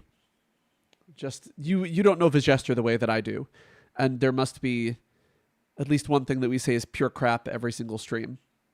He's known for saying pure. Right? He says pure crap, but he puts pure in all lowercase and crap all uppercase. So if you ever see someone with that pattern of pure crap, it's him. Surely this guy's memeing. I don't know. He's been on the internet for like 20 years, and it's insane. I used to work with someone like that. Yeah, but every single video that I make about Final Fantasy or Chrono Trigger, he was commenting on. And sometimes, one time I was doing a challenge run, and I finished a boss, and he was like, "You literally can't beat that boss that way." And I was like, "But I just did. You just watched me do it. Why are you saying you can't do that?" Anyway. I got someone commenting on my Final Fantasy VIII video saying, "No, this is impossible."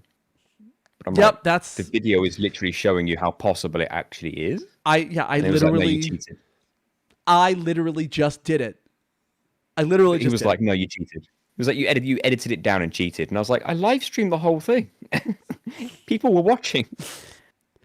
They could tell you if I cheated." At least one person was watching. All right, so let's move on to Youth. The youth. Ye old Youth. Oh, I know that's first. I know that's second. Grease lightning. Clear I tranquil. know that's near the end. I know that's near the end. What? All Creation's 4, I think, Yes. right? Gauntlet is level 3, right? I'll be honest, I didn't move her from level 1 because I needed clear You tranquil. needed the healing, yeah. Yeah, I did. That's very funny. I've got the slack ever since that pool party opened up. All right, well, then we can start with the ones that we both know very well. Grease Lightning. It's damage. Good damage. Very good damage. And the fact that you have the choice of heal or damage, can't argue with that. Yeah. And not fully evolved. I mean, there are better things that do the same thing. Clear Tranquil is tremendously useful for someone who doesn't have a ton of healing. Aerith, they were like, let's give her all of the healing. Clear Tranquil is identical to Healing Wind in every way. Except she has more options, right? So I think, in fact, it's better. She gets to do something else. And the only downside is that you have to use Grease Lightning like 9 times to learn it. Whereas Aerith starts with hers. Boo-hoo. I still think it's worth it to use... I think it's worth it to use it the 9 times to use it. And I think it's actually maybe... I mean, it's pretty amazing. I mean, when I watched your Final Fantasy VII challenge of this, it was like, yep, you need that. You can't live without that in your party. You must have it, or else nobody will ever get limit breaks. It was a must, yeah. Without youth, I wouldn't have survived. Next up is it Landscaper? What the hell does Landscaper do? I think it's just damage. I think it's NFE again. If I'm not mistaken. Why are we doing this? We're clearly unqualified. Clearly. Who is qualified, though? Right. It is Earth Elemental attack that hits all enemies 3 times for her normal damage, but it always misses flying targets. Nah, I'm going to say NFE. I mean, it's just damage, basically. I know it's earth damage, but like it's just damage. And there are better things to use. It is interesting. There are more interesting things. And what is the next? It's kind of like Quake magic. Is that a similar deal? It is very similar, yes. Except it hits all of them and 3 times. Very situational. You had an enemy like weak to earth damage, then yeah. Let me open up her page. I should have just opened up the pages for these, but didn't have enough room on my screens. Final Fantasy VII. Is Bloodfest next? I think so, but let's take a look at the list. Oh my god, it just went backwards. I hate my life. It is. It deals 10 randomly distributed hits, with each hit being equivalent to 0.625 her normal damage, giving it an identical effect to Red 13's Stardust Ray. Oh, interesting. That's not bad, honestly. For level 2, that's not bad at all. Yeah. So does that mean it belongs up there with Stardust Ray? I think so. I think it's good. It sounds good. Yeah. The name's cool. What's the animation look like? We'll put it up. Can I see the animation on this website? Do I have to put it up on the screen somehow? I don't know. I was looking for it and I can't find it, so maybe not. You'll have to find it because I don't have it. But the next one is. Ooh, check the chat. Why is it so hard?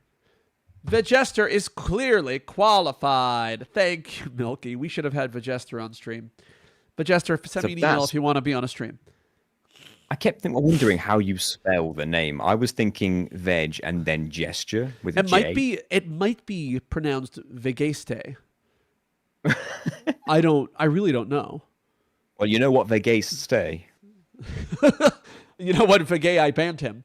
So He'll make an alt. He's vegan. So sorry, Veg. I think Bloodfest belongs relatively high. I put it with I put it right next to Stardust Ray. I think it belongs apparently it's there. identical. We just heard a version of it. And now we're at Doom of the Living. I think that's next. Is that right? really the next one? Or maybe it's Gauntlet. No, Gauntlet is next, right? I think. Let me find out. There are specific. So I know that there are like specific pages for each one. It's just the internet is so bad now, and everything is like very hard to find. This is her second level 3, so there's one before it. What was it called? Doom of the Living or Gauntlet? No, one before it's Gauntlet, right? Yes. Gauntlet is Landscaper, but just I think non-elemental, right? It hits all enemies for physical attack, all enemies for 1.75 times normal damage, but it ignores the enemy's defense stat when doing so, and it always crits. That's kind of nice, and it's better than Cosmo Memory. And the animation looks pretty fire. What's funny, and I think maybe we can talk about All Creation at the same time, isn't All Creation also just a single hit? I don't remember. We'll get there when we get there. No, I think we should talk about these at the same time because I think they're all. And let me Google it. I will Google it so that you can keep Gauntlet up on the screen. So All Creation is her final one, and it does a physical attack that hits all enemies for 8 times Yuffie's base damage. Was that a single target? That is single target. That is multi-hit. It hits everyone for 8 times her normal damage. 1 time. So isn't that similar to what was it called with it's Reds? similar to Gauntlet. It's similar Cosmo Memory. Yeah, that's the one I was thinking. It's literally the same thing, basically. So she has 3 limit breaks that just do 1 hit of big PP damage. Does that make it just as bad as Cosmo Memory, though? I think it might make it worse. But I also don't want to put Gauntlet on NFE because it's better. I would say Gauntlet is better than All Creation overall. It's almost like All Creation is the one that's not fully evolved, and they got the order roll. Exactly. I don't know why they did that. So I'm going to put that in Is It In Yet? And then Gauntlet we can actually talk about because you said it ignores defense, it auto crits, which means it's likely. What's the damage multiplier? What did you say it was? 1.75.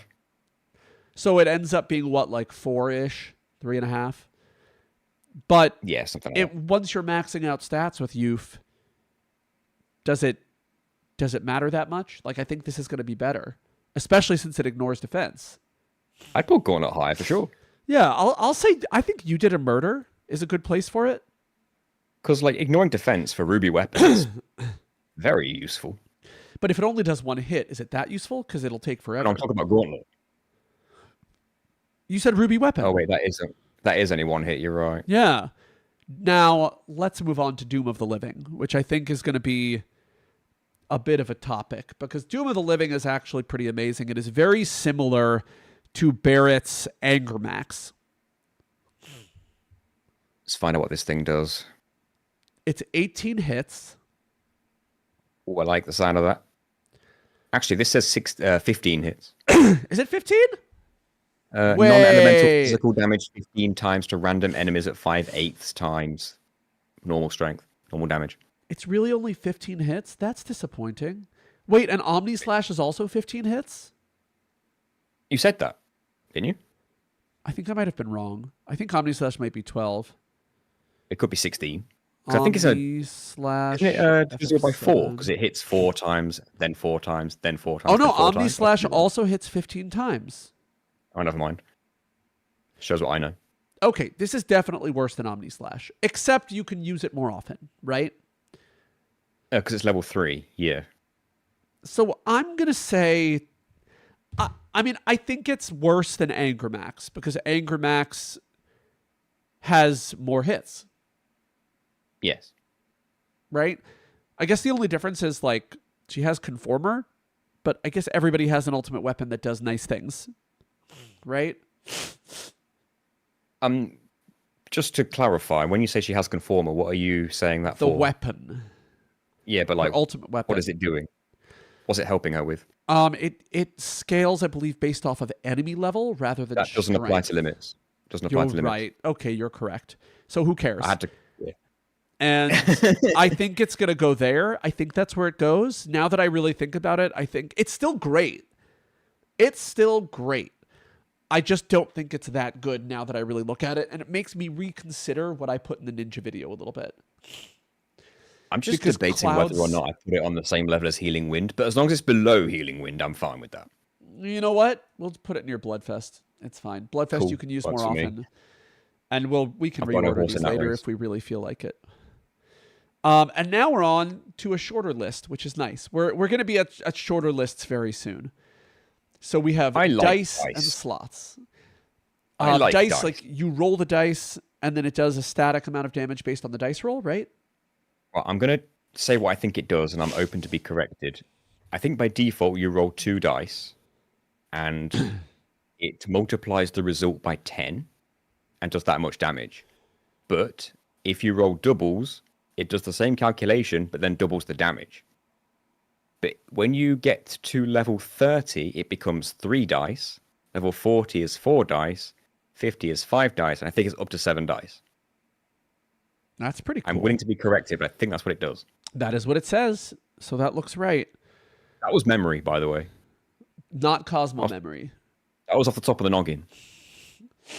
Perfect. So a bit of a mind blow, would you say? Yeah. So by default, it can do up to 2,400 damage if you get a double 6. because That's it's 12 huge. That's times actually 10 huge at the times beginning 2. of the game. It is. It solved my demon wall problem. Oh, interesting. Ooh, that's fascinating. I also used it against Gene Attack. Excuse me. I used So, it against Gene Attack as well. how many times did you have to RNGify that, though? A fair few. I guess I am not a huge fan of gambling in game. I mean, I don't mind a slot. I The don't mind. lowest damage you can do is 300 because that's a 1 and a 2. And that's a good amount of damage, I suppose. But the absolute lowest is 1 and 2 because if you roll a double 1, it's 200, but then doubled to 400. I guess I So- just don't like. I don't like when things are randomized. I love That's the fact fair. that you can do big damage. I don't like the fact that it's randomized. So what I think is that it's going to go somewhere here. The question is where. It's weird because it almost like it belongs exactly dead in the middle because it's either fantastic or pathetic. That's so. If Like, you're either sort of lets you- averaging it out a bit. Yeah, it either lets you down or it saves your life. That is fair. So when it comes to Boo Boo and the top one, what's perfectly in the middle of that? You did a murder? I think Titanic Iceberg is in the middle. Oh, sorry, is it in yet to the top? So maybe it belongs in You Did a Murder. You did a murder. I accept you did a murder. Okay. All right. And then next up is slots. I have one of the most gorgeous slots ever, but we're talking about Keiichi. This is a strange one. There's too many Obviously- different effects, right? It has a lot of different effects, very And varied can't you effects. kill yourself with this one too? You can if you're extremely unlucky, but I think the game is so geared odds-wise to prevent it. I think it's literally 1 in 256. All right. So what I see, Toy I could be Soldier wrong is on that. crown, crown, crown. You get 5 times normal damage for that. Star, star, star is healing HP and MP, and the MP healing can be really useful.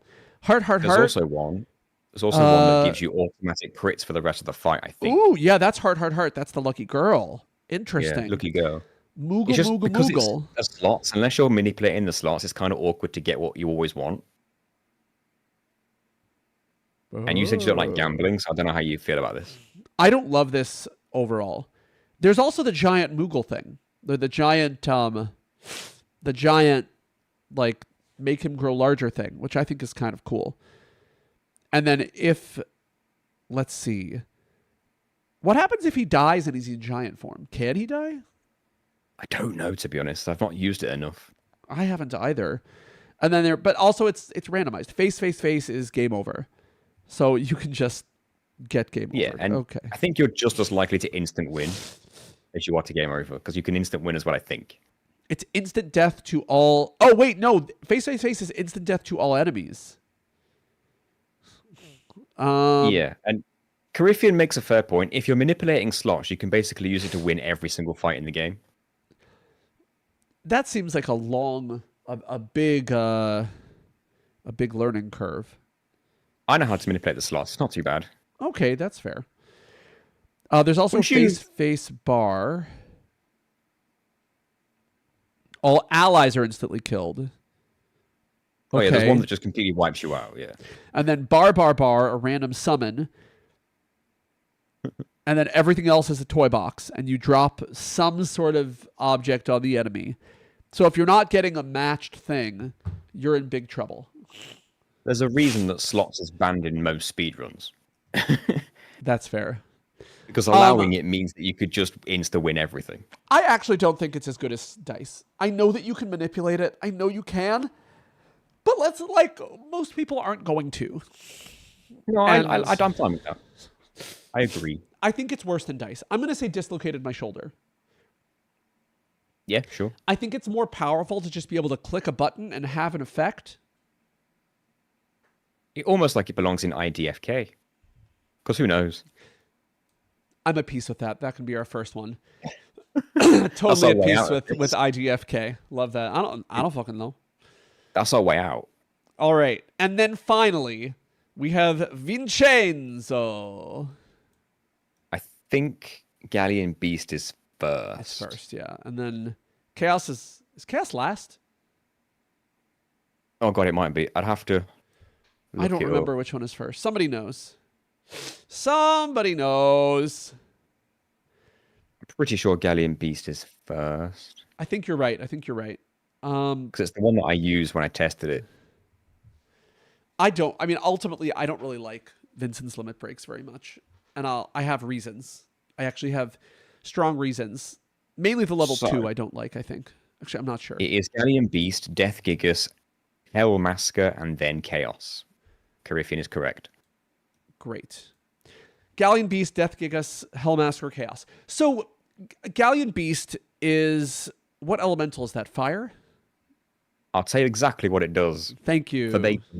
It increases his defense by 20%, his dexterity by 50%, his max HP is set to 130%. And while he is in the Galleon Beast form, he will attack with either Berserk Dance or Beast Flare. And Beast Flare is fire, right? Oh, yes. And I think it's single target as well. So I hate this. It removes all the other party members from the party, right? And do you know what's a fun fact? Because I've tested this.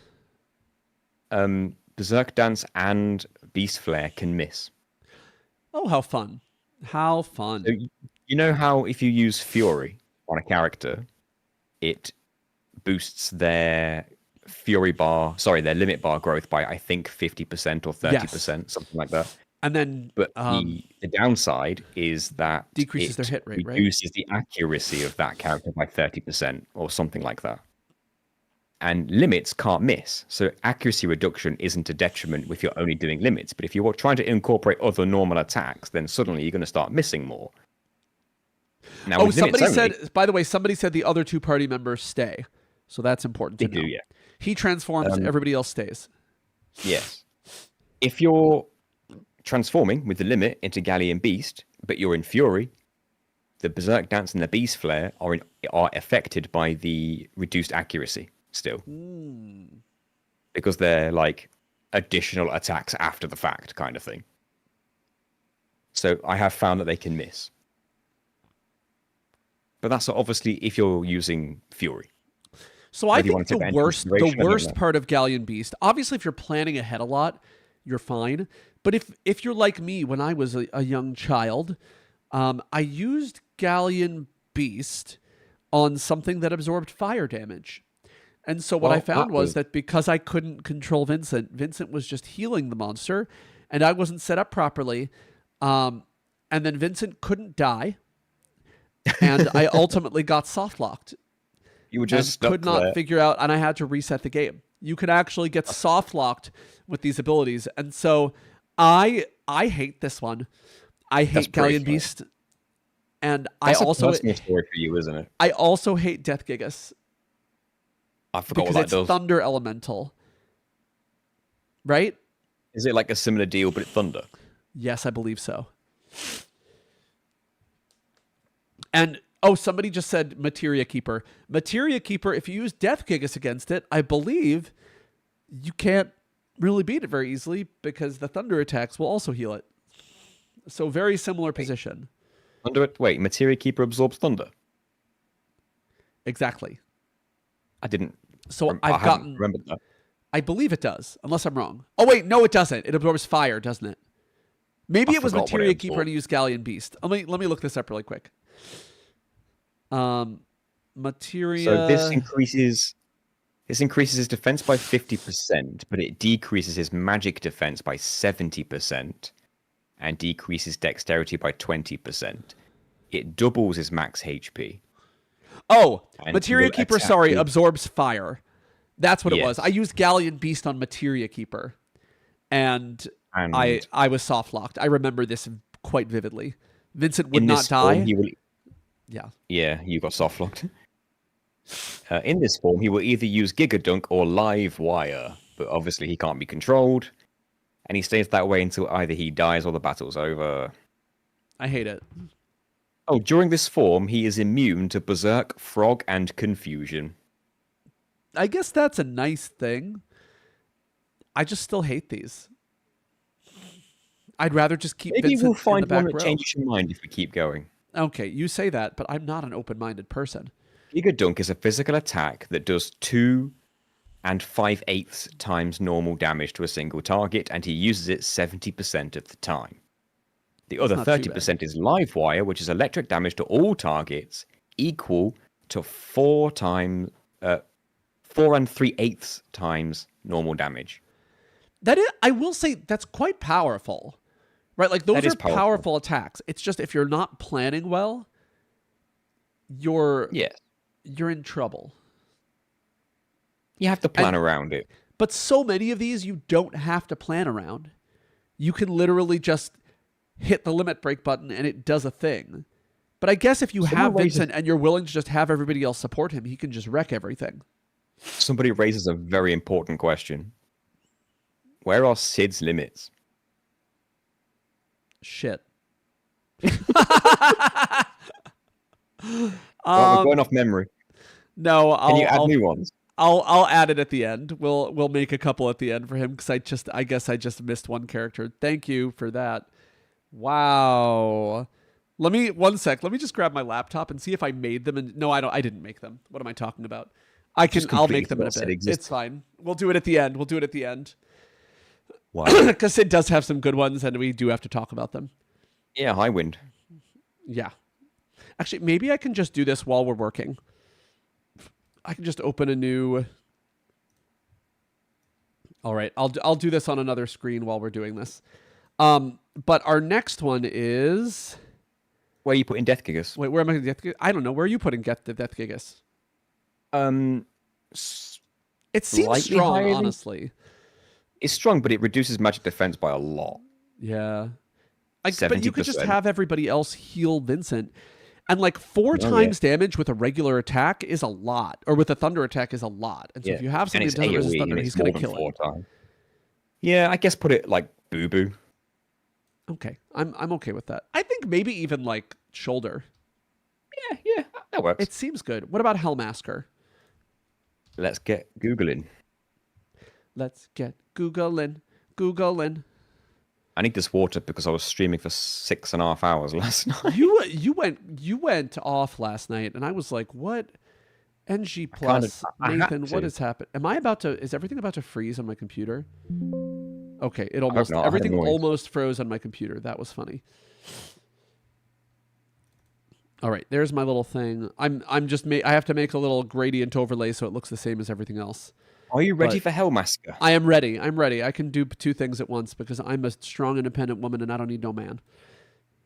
It increases his defense and magic defense by 50%. He will attack with either Splatter Combo or Nightmare. Splatter Combo. Oh, and he's immune to Berserk, Frog, and Confusion as per. Splatter Combo. So clearly he got affected by Finishing Touch. He really did. Especially if it was a combo. Multiple's not easy. Oh, yes. Multiples for a man? Attack. Tough. It's a physical attack, or as it would feel like that if you're in the line of fire. To 5 random targets. Lucky bastard. The line of fire. Yeah, to 5 random targets, the lucky bastard. Yeah, that's actually kind of nice. He broke my record.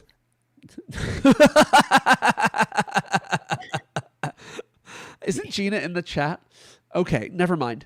I mean, that sounds powerful, and I guess we could put it sort of high, right? It can still miss, though, right? It's half damage to 5 random targets. And he uses it 70% of the time.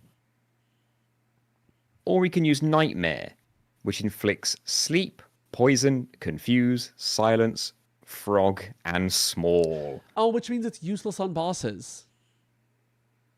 Yeah, maybe it's good for the arena. I don't know. But that's useless on bosses, which means it's actually worse than Death Gigas, I think. Well, I'm just speculating, but if you use this at the beginning of the arena, does it stick for the entire arena? It would do, right? Ooh, I don't know the answer to that. I think it would, but I'm not sure. I've never used Vincent in the arena. Damage. 70% of the time you're doing damage, and the other 30% of the time you're just completely like nerfing enemies with these status effects.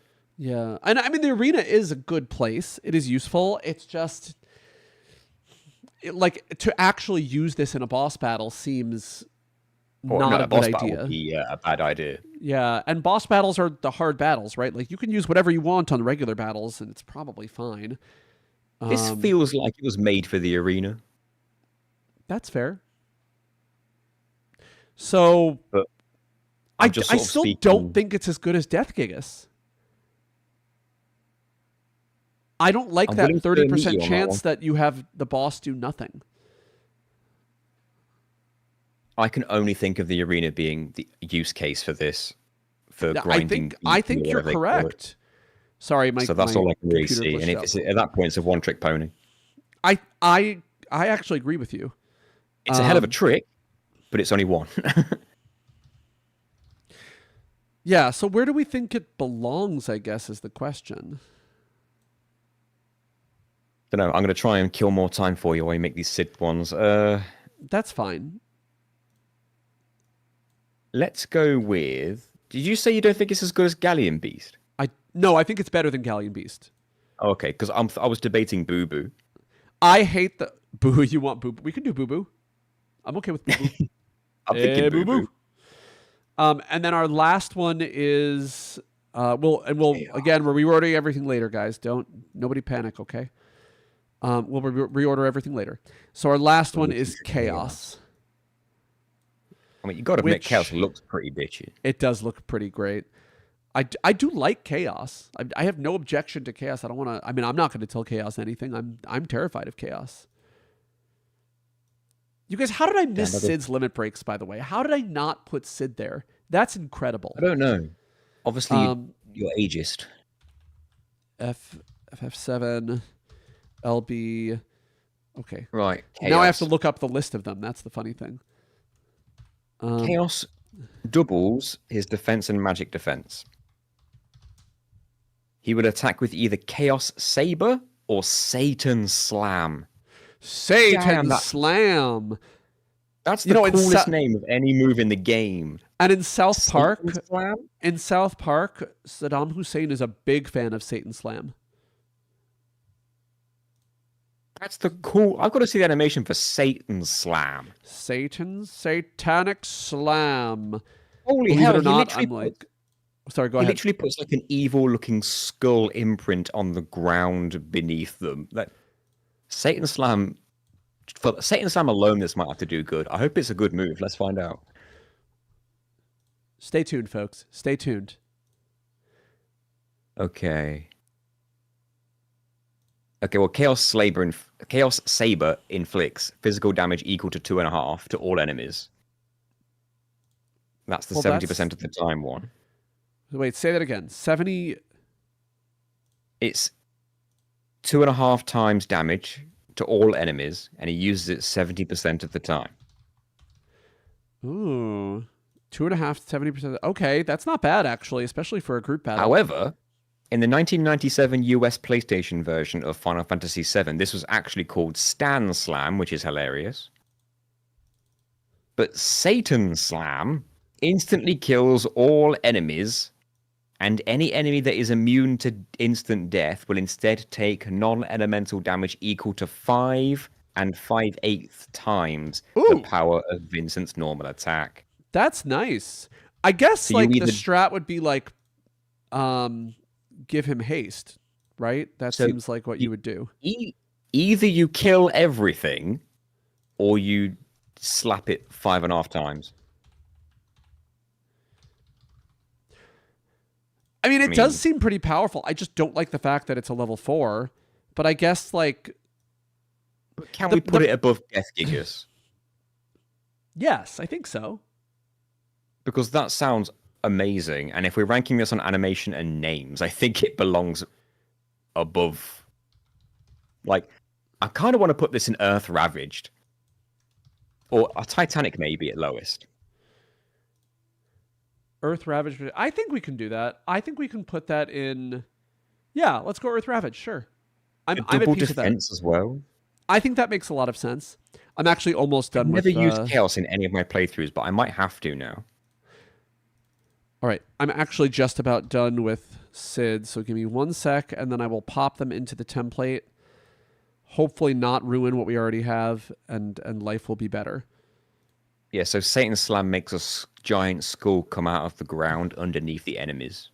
Actually, you know what, Nathan? We are going to continue to rank everything else, and then we'll come back to Sid, because what I just realized is it might delete my selections. That's fine. If I leave, so I don't want to end. I have them all made now, so I can just pop them in later. So we'll do Sid in a minute. I forgot to make Sid stuff. Does that mean we've finally finished with FF7? Say again? What? Does that mean we're, for the time being, done with FF7? We are completely done with FF7. Thank Christ. So now we get to move on to something we argued about before this, which is Final Fantasy VIII, because I basically put everyone's limit breaks into just one category. And the reason, the general reason is that with many of them, you just choose one thing and then you do it. The only person who doesn't do that is Quistis, right? Quistis could actually choose a blue magic skill and guess Irvine too, but still. I lied. I'm wrong. It's a good thing you've done this, because if you separated them, this list would be like 5 times as long. Yeah, and for Final Fantasy IX, it would be even worse, because you have all the double black, double white magic. Like it's just silly. So let's go to Renzoku Ken, because I have been corrected on how to pronounce that so many times. I don't really know how I always called it Renzo Zuken as a kid because I'm uneducated. But our first, I just call it Renzo. In fact, I'm just going to put all of them here, because now we're just talking Final Fantasy VIII and we have them all with these beautiful Opera Omnia. I love me some Final Fantasy VIII limit breaks. I love Final Fantasy VIII limit breaks. I mean, this is my favorite Final Fantasy, I'll be honest. So there's everybody. I have an idea, and I'm not going to do this idea. I'm giving it to a friend, but I've had an idea for a Final Fantasy VIII challenge run that I don't think I've ever seen done before, and it's fire. Just fire? You can only use fire? Oh, no. The idea is fire. Oh. I've never seen this done before, and I think it would work really well. But I'm not going to reveal it. Okay. So you said all that for nothing. Watch this space is what I'm saying. You're like, I have a great idea. And I just wanted to let you know that I have that idea. You can't be too careful anymore, because people could take ideas. That's true. This is true. Fortunately, I haven't had a good idea in years. I just sort of do the same bad ones over and over. Well, we are both here. That tracks. Yeah, it's been Final Fantasy VII. Admittedly, was misery because there were too many options. But let's talk about Renzoku Ken, which is a very good limit break. So Renzoku Ken does somewhere between 4 to 8 hits of damage initially, but then here's the rub. So once you max it out, you have some chance based on your crisis level of doing a finishing move. However, it is a 25% chance of using the one that you actually want to use, which is Lionheart. As far as I know, there is no way to increase that chance greater than 25%. If you use a finishing move, 25% chance to use Lionheart, and otherwise you're doing not much extra damage with it. So you're saying that the crisis level doesn't influence which finisher actually happens? My understanding is that it does not. Renzo... That surprises me. Yeah, Lionheart is randomly selected, but your chance of doing a finishing move is affected by your crisis level. And that is why I am not the hugest fan of Renzo. It still does a bunch of damage. It still does a ton of damage. But do you know why I like Renzo? Why? The original attack animation that you have to do the R1 QuickTime events for, it does more hits depending on the crisis level as well. Yes. However, there are some bosses that have unique animations. I've noticed that, where you have to sort of, he like jumps all around the boss. He's a little too expert with that gunblade. Some quick examples. I think there's Evray, or Everett, however you call it, in the communication tower in Dollet. That's got a unique one. You know when you're fighting the sorceresses in time, and there's that giant snake one at the end? He has a unique one for that one? I didn't know that. Yeah, and also Jumbo Cactor. Oh. I just think that's a cool detail. That's interesting. I do actually remember the Jumbo Cactuar one. I've seen that. I like Fated Circle and Blasting Zone's animations as well. Obviously, Lionheart's an obvious win. Yeah.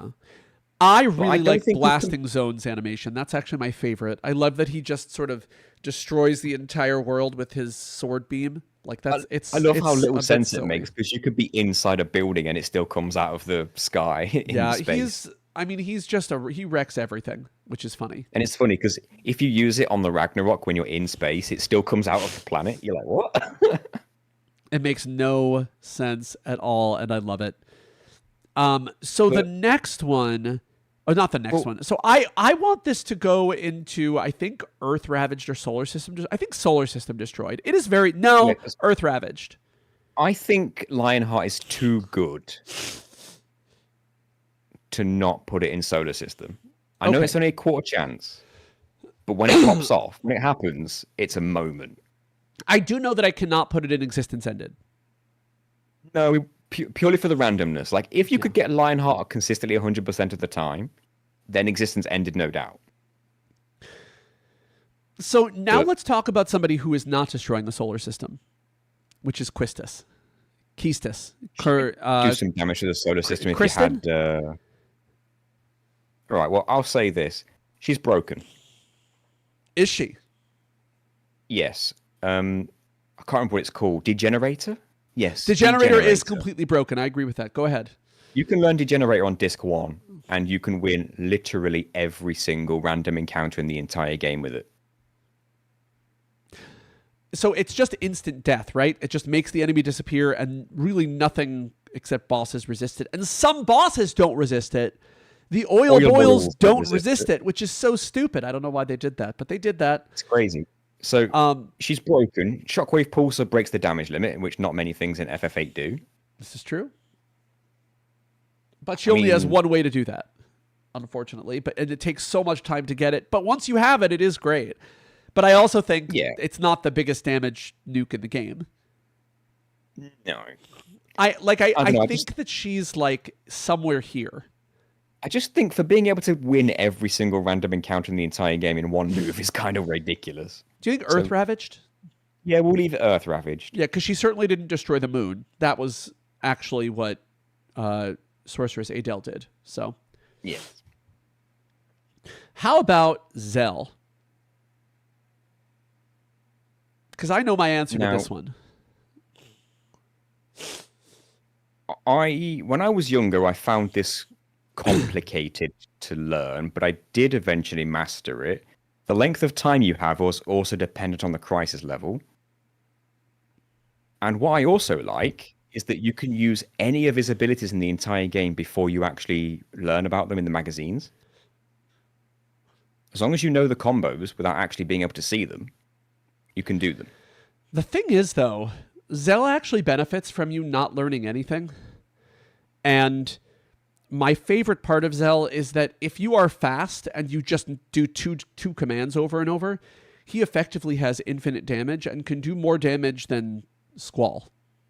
I agree with you, but I think there's a couple of other things that are helpful that benefit you not doing that in certain situations. For example, Meteor Strike does gravity damage. Oh. And more things are weak to gravity in FF8 than you'd think. Almost every humanoid enemy, so Edea, Cypher, Raijin, Fujin, as well as Mobile Type 8. I guess my question is, why would you want to do gravity damage if you can just kill by doing basically infinite damage? Well, because you can do Meteor Strike multiple times in a fight, and it's like, if you string together enough of them, which there is a infinite combo that you I can see do. what you're saying. I thought Meteor Strike was a limit break. Or not a limit break. It was a finishing move. I thought Meteor Strike was a finishing move. It's not. It's not. Okay. There's literally an infinite combo you can do where you can chain together 4 commands, and it's like Punch Rush, Dolphin Blow, Meteor Strike. It's something like that. But So you I can guess basically just repeat them over and over. Do you know And you if, don't even have to learn them. So as long as you know the combo in your head, you can just press them without even looking at the screen. Question, though. Just do it from audio. Are Omega and Ultima Weapon also susceptible to gravity damage? I don't know the answer to that. Maybe somebody in chat can help us with that. I reckon they're considered proper bosses that probably are not. The thing is, though, his strikes can't break the damage cap. That's the only thing. And No, but what very few things can, right? no, but what I'm saying is, if you max out his strength, which is actually somewhat trivial in the game, and you melt down the enemy, he's going to do probably at least 5,000 if he doesn't get a critical, in many cases, if you've maxed out his strength. And that, if you're able to chain that 100 times, you kill anything. I mean, there's just nothing that survives. Yeah. I see what you're saying. So I don't think we're really arguing about the strength of the limit break, because to me it goes literally the highest. It's up here. We're basically just both singing its praises, just different praises. Yeah, I mean, I think it's up here with the likes of Omni Slash. It is utterly excellent, and there's really not anything in the game that comes close to what Zell can do. I think it's kind of boring, actually, how completely broken it is. That's why I like to mix it up, because you could do the, what do they call it, the Armageddon fist or whatever, the Armageddon combo. Is that what they call it? I don't remember at all. You go back and forth between the two cheap commands really quick to do. Oh, is that what that's called? That's pretty much what I do when I use Zell. I just go back and forth and back and forth and back and forth, and then Zell kills whatever it is without even worrying about it. If you knew what you were doing, you could do that as fast as you possibly could. And then when you've only got a very short amount of time left, if you knew there was a finisher, you could then finish it with a finisher, maybe. Yeah. Maybe that would be optimal damage, I'm not sure.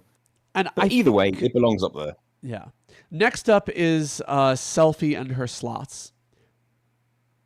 This is tough because I also know how to manipulate the end every time. I beat Final Fantasy VIII with only Selphie, and I actually beat Ultimecia with only the ends, because I just wanted to see if it was possible, which it was.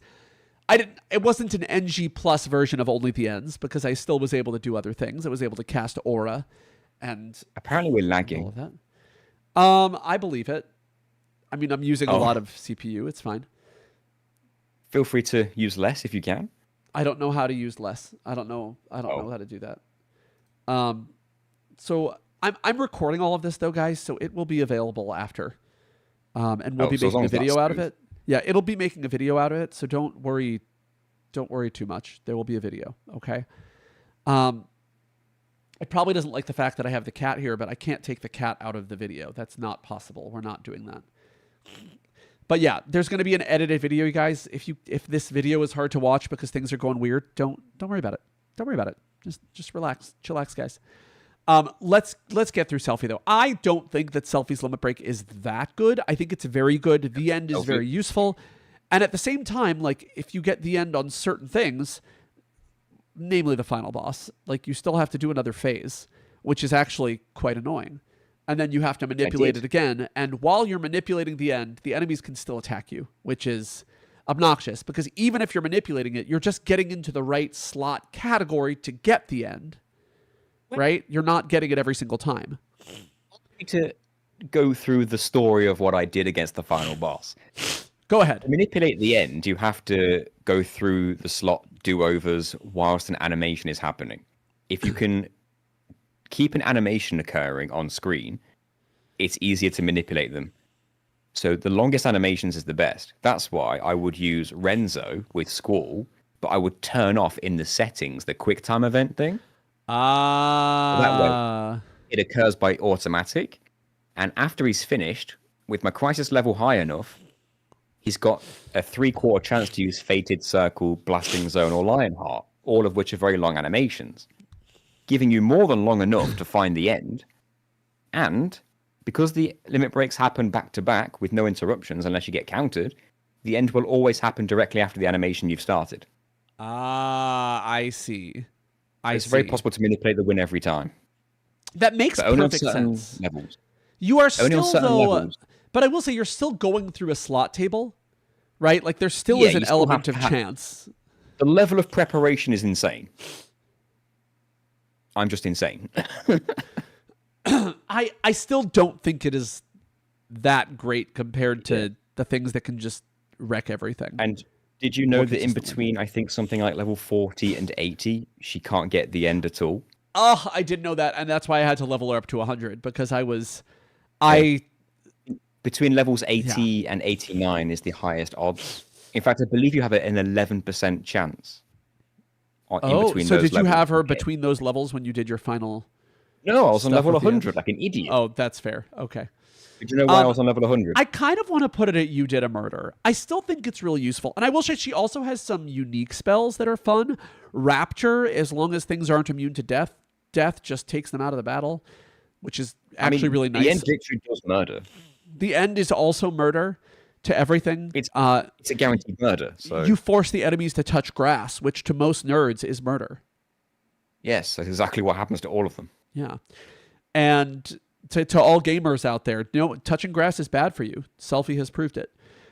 And then she has Wall, which does Shell and Protect. Not as impactful, but still can be really, really helpful. And Full Cure, which Full Cure is actually great. Full Cure is fantastic. The status curing from Full Cure is something that is unusual and that nobody else can do while healing HP. I don't believe anybody else can do that. But next up is Rinois, and I know that her name is Rinois because that clearly it rhymes with quinoa, so it must be pronounced like that, right? Of course, I know her as Feta from my challenge run where everyone was named after cheeses, but you may not know her as that. But we'll call her Rinois for now. I don't think I renamed her in my recent playthrough. Oh, really? Wow. Yeah, I I have to rename. If I don't rename, everyone's disappointed. If I was doing it today, I would have. That's fair. How about Angelo, though? I like Angelo. It's another one where I don't like the randomness of it. It does have Shooting Star. I like Angelo. Whereas there is a degree of randomness to it, you can manipulate your own level of crisis to make it more likely for certain things to happen. And so Shooting Star becomes more likely in High Crisis, I assume? And Invincible Moon? Invincible Moon is the big one. Yeah. Especially if you're doing like... No junctioning. Oh yeah, like any challenge runs where you're like one hit away from death, you could Invincible Moon your way to victory. And you don't even have to kill off your team, you can just inflict them with status effects. My problem with Invincible Moon is, or at least in like a more casual playthrough, is it prevents you from putting aura back on your characters while it's active, which can actually be very... DJ, there's probably a little bit of lag, just to let you know. It's where we have like two people from different continents on stream, so that's probably why. Did you know that aura just simply increases that person's crisis level? Yes, I think that's one of the coolest spells in all of Final Fantasy. I'm planning a video where I do the best spell from every Final Fantasy, and I'm almost certain that Aura is going to be one of the top two from this game. Aura or Meteor are going to be the top for this game. Meltdown's good as well. That's underrated. Which one? Meltdown. Meltdown, and also Pain. Pain is an amazing spell. And Triple.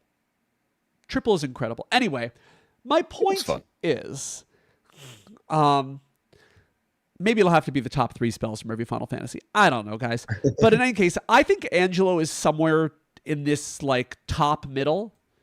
I think it needs to be mentioned the way that you learn new Angelo limits or limit breaks. You have to set them on Rinoa's status screen and then literally go for a walk. Well, you got to walk the dog. Exactly, but I don't think the game properly explains that. That's fair. Is that a point against it at that point? I thought it did explain it, though. I thought there was a tutorial. Did you just skip it? It sounds like something you would skip. It sounds like something I would skip, but I also don't remember the tutorial. I kind of want to put it in Earth Ravaged. I love Shooting Star. I think maybe it does give you the tutorial, but does it ever actually explain you got to walk to fill those bars? No. That's but I'm going to assume that most people will be walking. They would, but you wouldn't know to set the ability to what you want it to be.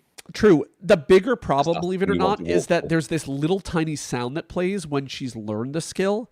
And it took me years to realize that it's like a little dingle dingle, like doo-doo-doo. And all of a sudden you've learned it and you didn't know that you learned it. So if you want to learn it, then like if you want to learn other things, you have to listen for that sound. And if you miss it, you just don't know that you learned it. And then you don't know to switch things. I think the only reason we've not put Lionheart above Omnislash is the randomness. If you could just pick Lionheart, it would go above Omnislash, in my opinion. Yeah, But you Illumina, can't. you only have a 25% chance of getting Lionheart, assuming that you get a finishing move. That's the problem. Yeah. So it cannot be above Omnislash. It's probably going to be above Cross Slash, but we haven't reordered our list yet. If it were up to me, it would go above Omnislash. If it was possible to Interesting. use it. If it was possible to use it without the randomness, if you could just choose you mean it, if it was up to you that you could just choose Lionheart? yeah, then it would Yeah, it would go absolutely. above Omnislash. Oh, it's better. Because I think animation is cooler as well. It's much cooler, and also Squall's Lionheart weapon is cool. Love it. Okay, now this is one that I'm an expert in. So Angel Wing is actually maybe one of my favorite limit breaks in all of Final Fantasy. I just think it's really cool. It is a berserk for magic. When Rinoa uses it, she gets 5 times magic damage and enters a berserk state where she randomly uses an offensive or status spell. And the random part might seem bad, but it is so easy to optimize this. You just take everything except Meteor out of her spell list, have somebody else melt down the enemy, and then she goes crazy. She just casts Meteor over and over and over, dealing insane amounts of damage. If she has haste, she actually just does damage faster than anyone else can except Zell. Zell is the only one who can technically do better than she does. My one regret in my no junction video is not doing basically what you just said. But to get the magic, you have to refine meteor stones, because that's the only way of getting it without junctioning. So you can I think it's using Bahamut's ability, because he knows time and space magic by default. So you He don't have knows to it by junction him to default? get I the- did not know that. I thought you had to learn think it with Diablos. I think Bahamut gets it by default. But also, I thought I that Meteor was forbidden magic. Maybe that's what I'm talking about. Is that Maybe from it's Eden? I think Bahamut has forbidden magic by default, but maybe it's Eden. If it's Eden, then you can't do it because you have to draw Eden. Well, in that case, it must be Bahamut, because I was almost sure I remember looking this up and realizing, I Wait. could have done that. Eden is forbidden medicine. I'm pretty sure. Yeah, okay. I think So it's Bahamut's forbidden forbidden magic by default. I can learn it. I can refine meteor stones into meteors, transfer them to Rinoa. They're the only spell she has. Angel Wing, haste. I wish I'd done that in my video. Because imagine seeing that in a run where you're not allowed to junction. People would be like, how would you even get that situation set up? Yeah. Oh, that'd have been good content.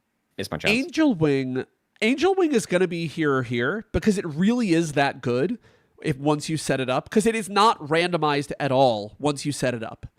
I think the only reason it doesn't belong in Existence Ended is because she's stuck. She is indeed stuck. That being said, is it bad that she's stuck? I guess she can't heal herself if something goes terribly wrong. It's not by default bad, but it's better if she weren't stuck. That's fair. Like, it's the one tiny weakness. So it does have a weakness. That's true.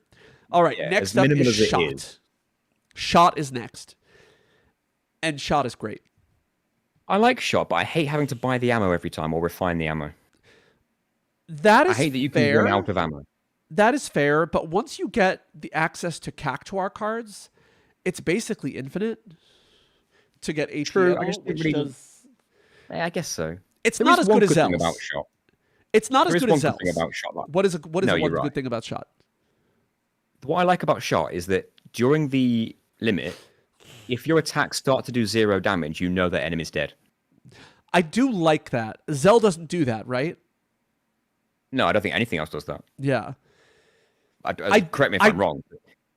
Because you can switch targets during Shot, you can target one enemy, and as soon as you hit start doing 0, you can switch to the next one because you know that it's wasted ammo from then on. Yes. It's dead. So I like that.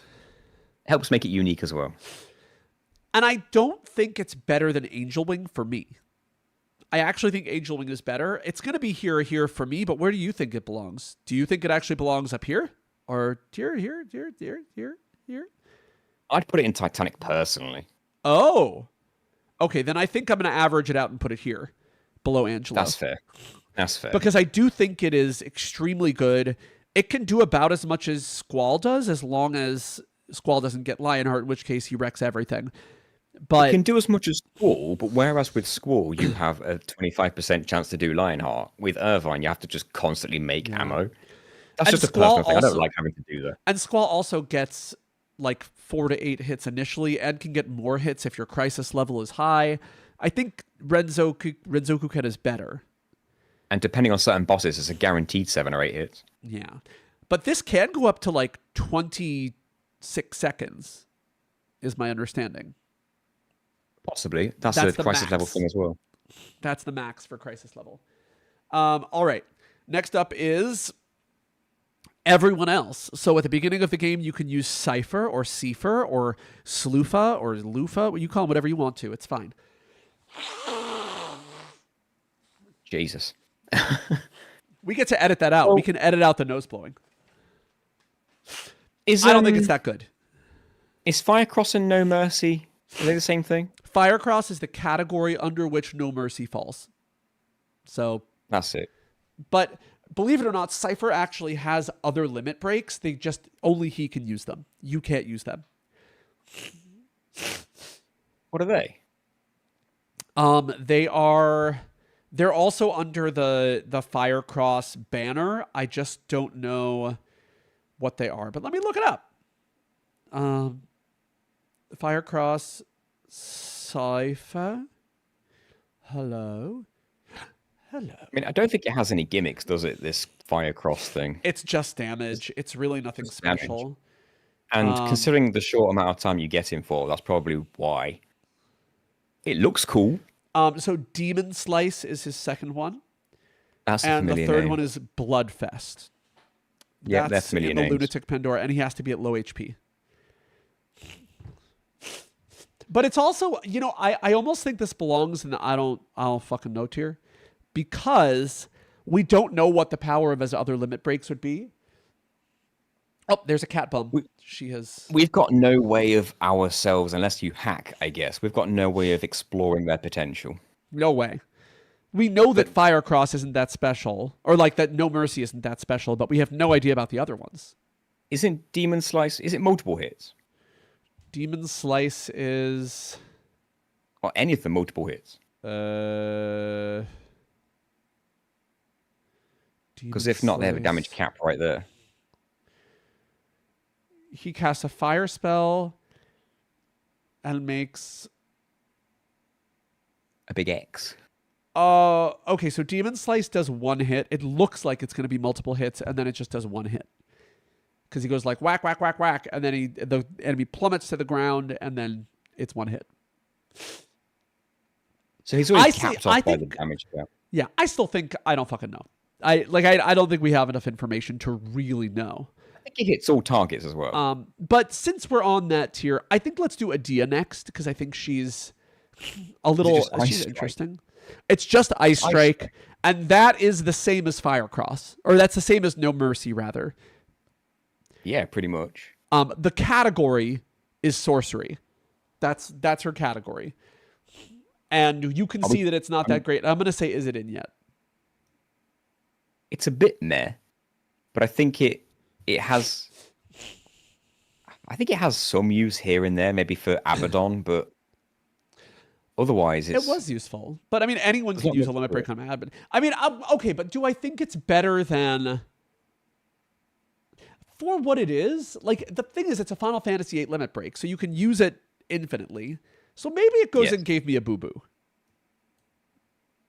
Yeah, go on then. Gave me a boo-boo. It's better than Mind Blow. Yes, it is. Yes, it is. Desperado looks cool as hell. It does. Does it do multiple hits? No, but it does hit all targets, I believe. That is nice. Desperado. FFA. And I think the same goes for Massive Anchor. So this kind of feels like another. Same thing. Yeah, I think they're the same. I think this isn't it basically just the same as Firecross at this point? It's the same as Firecross, but it does damage to all enemies. And it arguably looks cooler.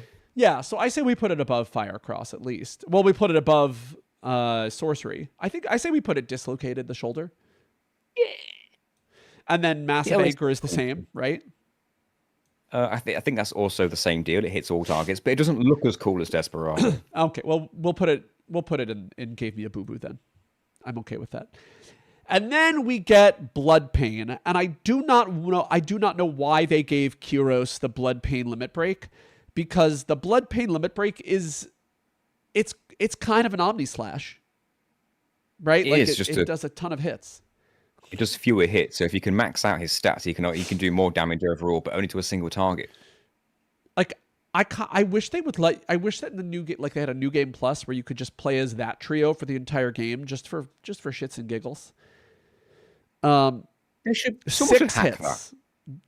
I'm sure someone should mod that. 6 hits of non-elemental damage, and it can crit, and it's based on strength. So you max out his strength, and it's going to do a ton of damage. So it's actually quite powerful. Do you prefer multiple hits on one target or one hit on multiple targets? Multiple hits on one target. If you have multiple targets, you can do something else.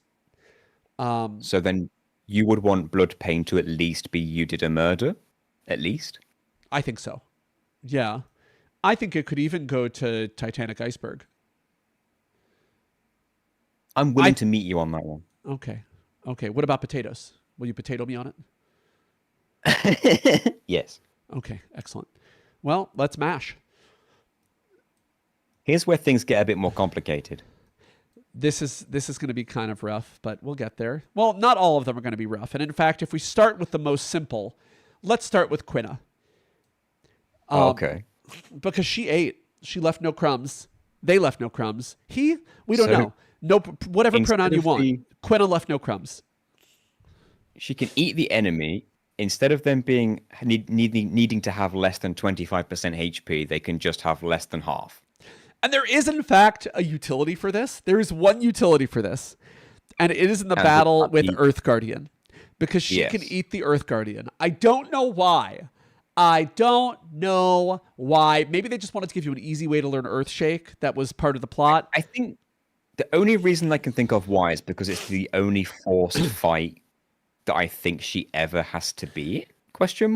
That is fair. And that's why she's always low level for me when I get to that fight. Well, okay, that's not true because she's in like the Lanny boss fight, I think. And Beatrix. Beatrix in Clara. Yeah, but it's optional whether you take her there. Is it? Oh, you're correct. Yeah. Oh, you are correct. I'm trying to think of how many mandatory fights is Queen ever in? Lanny? It might be just Lonnie and Earth Guardian. Yeah. And Earth Guardian. Fascinating. And you can't eat people. I never thought of that.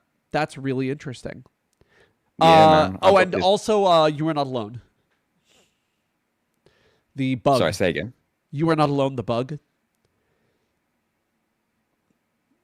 Sorry, you keep cutting out. What did you say? You Are Not Alone, the bug, the big bug, the Oh, yes. Okay. Do you know what I'm talking about?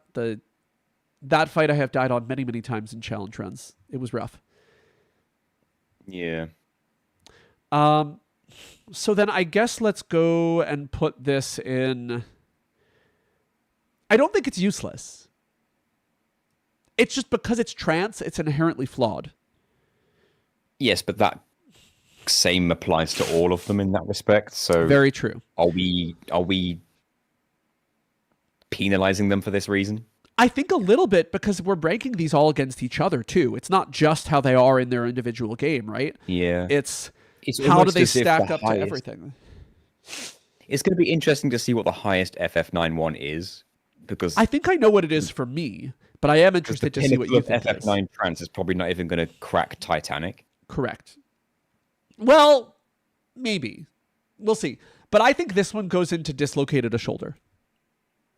Yeah. If it was 100%, I'd put it in Did a Murder, but yeah. I think for Quina, at least, they should have let you, like, store one eat or something. I think they should make it 100%. Oh, so you can kill anything that's edible in just one hit. If the enemy is edible, Trance should make it 100%. But that's just me. I would love that. I guess we're talking about how to fix the limit break, all the limit breaks too. And now we go to Zidane. So something I don't think the game fully explains, and I didn't realize it for the longest time, but when he's in trance and he obtains the Dying ability, this might be really obvious to some people, but I didn't catch this for a while. The skills that Zidane learns transforms into the Dying abilities. So if you learn a skill, that skill becomes a Dying ability when you trance. I actually love that mechanic, and I wish... I like it as well.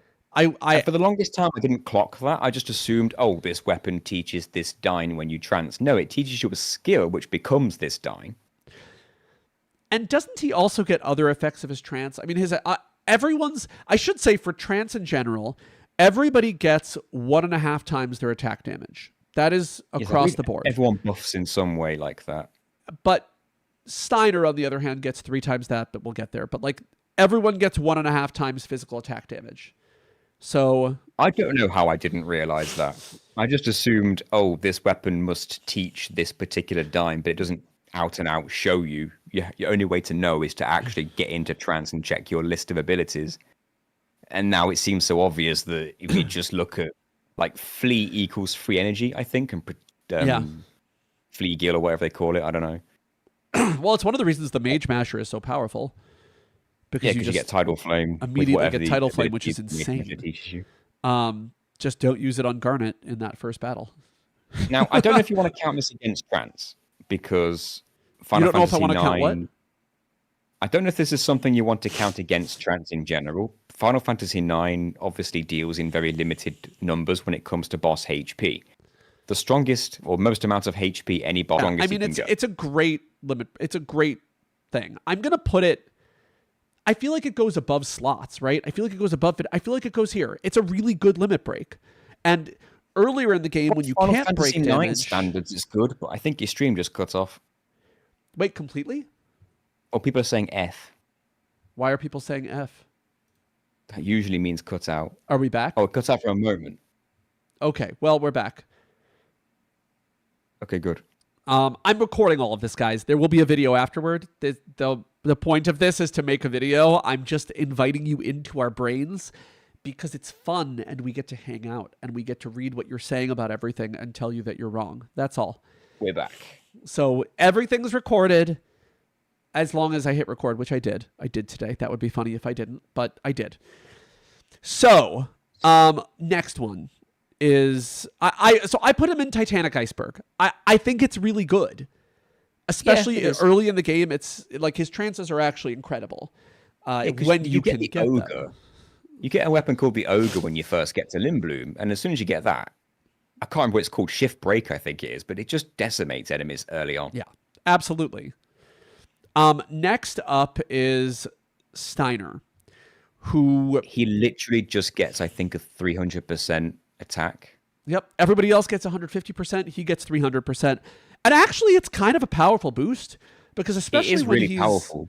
The problem, I just don't like how is... not very... Go ahead. I'm not a fan of it not being very unique.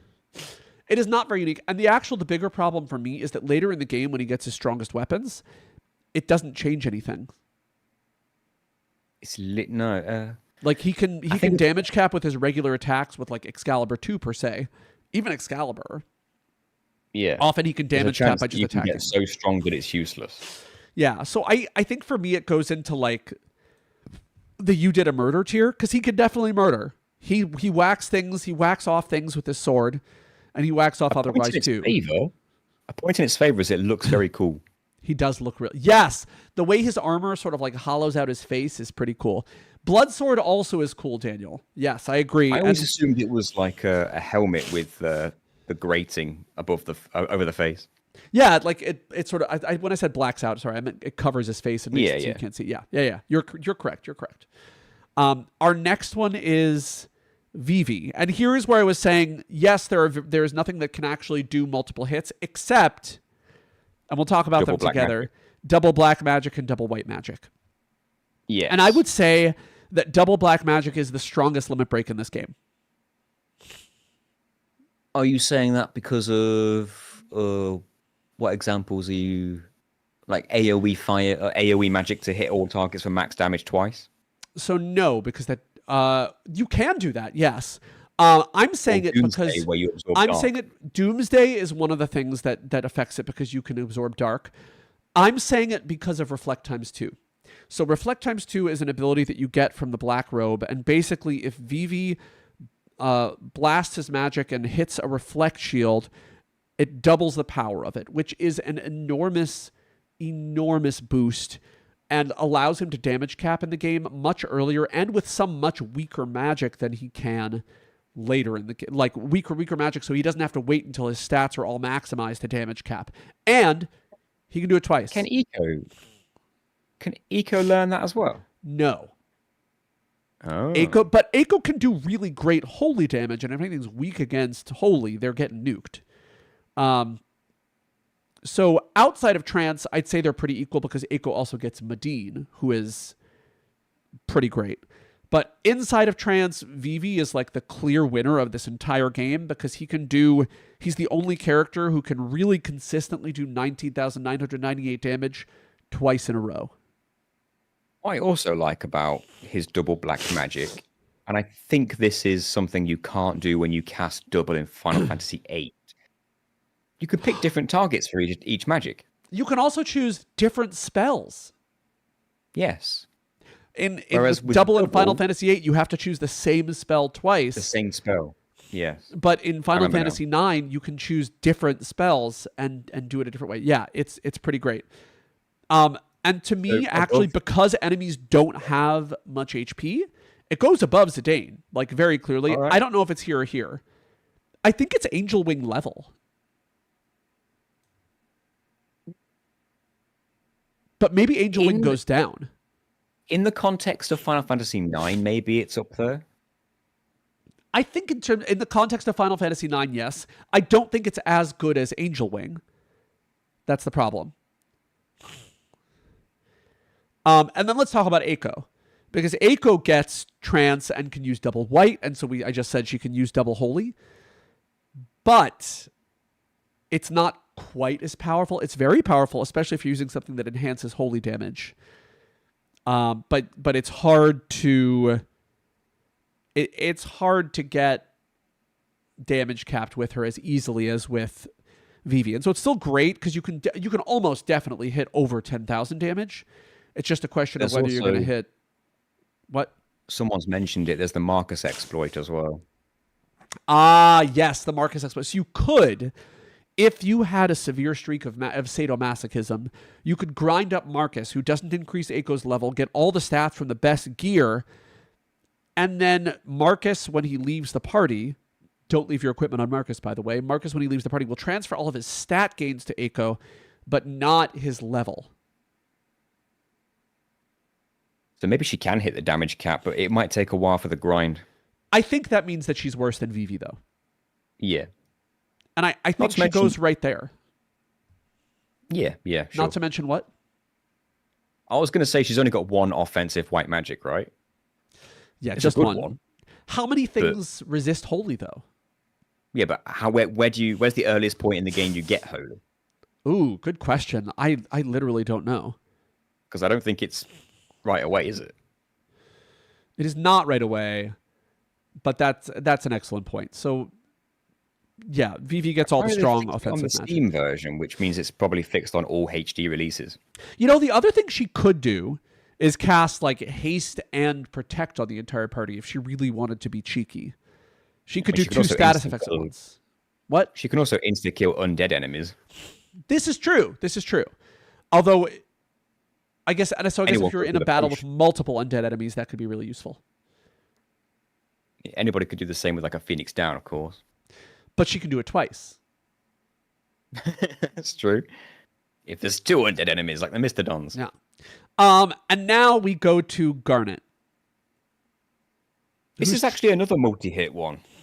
It's kind of interesting because it's not multi-hit all at the same time, but it is multi-hit. And for those of you who don't know, what? Isn't it multi-hit all the time? Sort or does it depend what you summon? Wait, what of Garnet's has multi-hit? What summons have multi-hit? No, the trance makes the summons do multi-hits. Sort But of. The way over that this time, trance throughout works, the the fight. way that this trance works, I only know this because I did Garnet only, and the way this trance works, it's called Eidolon, and I think a lot of people think that it makes the long animation of the summon come up, giving it more power. But what it actually does is after you summon, whether you do it before you go into trance or during, after you summon, Garnet's trance randomly just will cause the last thing you summoned to appear again and do damage. Even after your trance runs out. Oh, it's even after the trance runs out too? Oh, I didn't know Yep. that part. That's fascinating. Yeah. But that can be really useful. And what I ultimately did was I just had Garnet do nothing. But now that I know that, I don't have to have her do nothing. I can have her do everything, and it doesn't matter if her trance runs out. So that's good. Mm-hmm. And I do think it's I useful. know this because I did it in my trance only run in the Ether tree. Ah, that's interesting. Yeah. Where do you think this belongs, though? It's difficult because obviously you don't get easily accessible summons until like in the middle of the second disc. Ramu being the first. So it's not useful. Like, I just want to put it out there. You all heard that he said Ramu, right? Okay, that's all. That's how I've always said it when I was growing up, so whatever. I know, but people, the pronunciation police are on my tail, and I need to make sure that I have backup, okay? See, here's the thing. In Final Fantasy VIII, there's no voice acting, right? So if you're saying it phonetically, it looks like it says Ifrit. I-F-R-I-T. Ifrit. Just that's what it looks like phonetically. But then you play Tales of games and they pronounce it Ifrit. Ifrit. Ifrit. And then you play And it's just Final like- Fantasy, and then you play Final Fantasy X, and they pronounce his name you. Ramu Him. is correct. Yeah. And So, then you yeah, pronounce it Tingus. Tingus, yeah. Yeah. No, but I didn't where do you level think early this to get goes? early summons because that would take forever. I mean, I've did it for Garnet only, but I don't think I'll ever do it again. Although, if I blame do you. girls only Final Fantasy IX, I will have to do it again. Yes, that's true. But would you include Queena in that? It's an interesting question that has not been answered yet because Queena has some interesting traits that suggest that they have girl features, like the things that they can wear. But then Zidane will not protect Queena. True. But also the pronoun is literally he, she. Yes, it's weird. So I think I would include them because meme. But where does trance go for Garnet? Where does it go? I don't want to put it higher than... I don't think I could put it higher than Zidane's. I almost feel like it goes below Steiner and this goes down. Oh, you think it goes below Steiner? I think so. I mean, Steiner also looks cooler. Oh, thank you, Milky. NG had it right. What did NG have right? We'll have to figure it accept out. the term NG's got it right. NG's got it right. Okay, you're correct. Blanket term. It's okay. I everything. actually don't get to be right in my life because my partner is always right and I'm always wrong. So that's how it works. Oh, Ramu. That's what Milky likes it when I say Ramu because he likes the Thunder Cow. Yes. So I got it. I almost feel like it's better than Quina, but Yes, worse than for sure. Steiner. In my opinion, Quinn is one of the more disappointing trances. Should we even put Is It In Yet? Possibly. It should Yeah. be 100%. Yeah, it should be. Okay. So I guess here is my question. And I think go it above dislocated a because- shoulder. Go above because I feel like I know what's going to go below it later. Okay. Freya. Now, I don't dislike this. It looks cool and it makes jump continuous and targets all enemies. And Freya's jump has one niche use that makes a solo run with her a lot easier against General Beatrix. If you jump with Freya and Freya is the only character alive, Beatrix is not so smart. She is very strong, but not so smart. And rather than just wait, Okay, maybe she's smart, but she's impatient. And so rather than wait to take her turn after you get down, she just takes it and does nothing. And so the Beatrix battles are in the Beatrix battles, you just have to survive for 10 turns to win them. And with Freya, that, if you're in trance, can become literally 1, because you have to get hit to get into trance. But if Beatrix hits Freya, knocks her into trance, and she's ready to jump, it could just be over, which is pretty cool. Do I think that puts it very high? No. No, because it's not a very varied use case. And the attack power on this, so basically what this trance does is it makes, you said it already, but she jumps up higher and therefore doesn't come down right away while she's in trance, and throws spears at all enemies instead of just like throwing one spear and coming back and grabbing it. And I'm starting to realize something about FF9 trance. Almost every character was robbed. Yes. Because Zidane gets an entire list of different abilities. Literally everyone else just has a slight tweak to what they can already do. Yes. It's kind of disappointing, isn't it? I actually really like the trance system, but I don't think the characters should be very happy about this. They should be protesting. I don't know why you don't see them with signs saying trance is bad. Trance is bad, right? Like I don't like it. I like the idea on paper, but that's about it. Yeah. That paper got shredded. So I think what you were going to say is that this is going to go into Gave Me a Boo Boo. Maybe even Is It In Yet? If it goes in Is It In Yet, then I'm almost tempted to put Queen as in Does It Count? I think it's Gave Me a Boo Boo because of that one niche use. Yeah, okay. It does do one that thing. Then. Okay. Because I think when we get to Amarant, it's gonna We just got it to Amarant. Doesn't Amarant literally just throw, but now it hits everyone? No, his monk skills now hit everybody.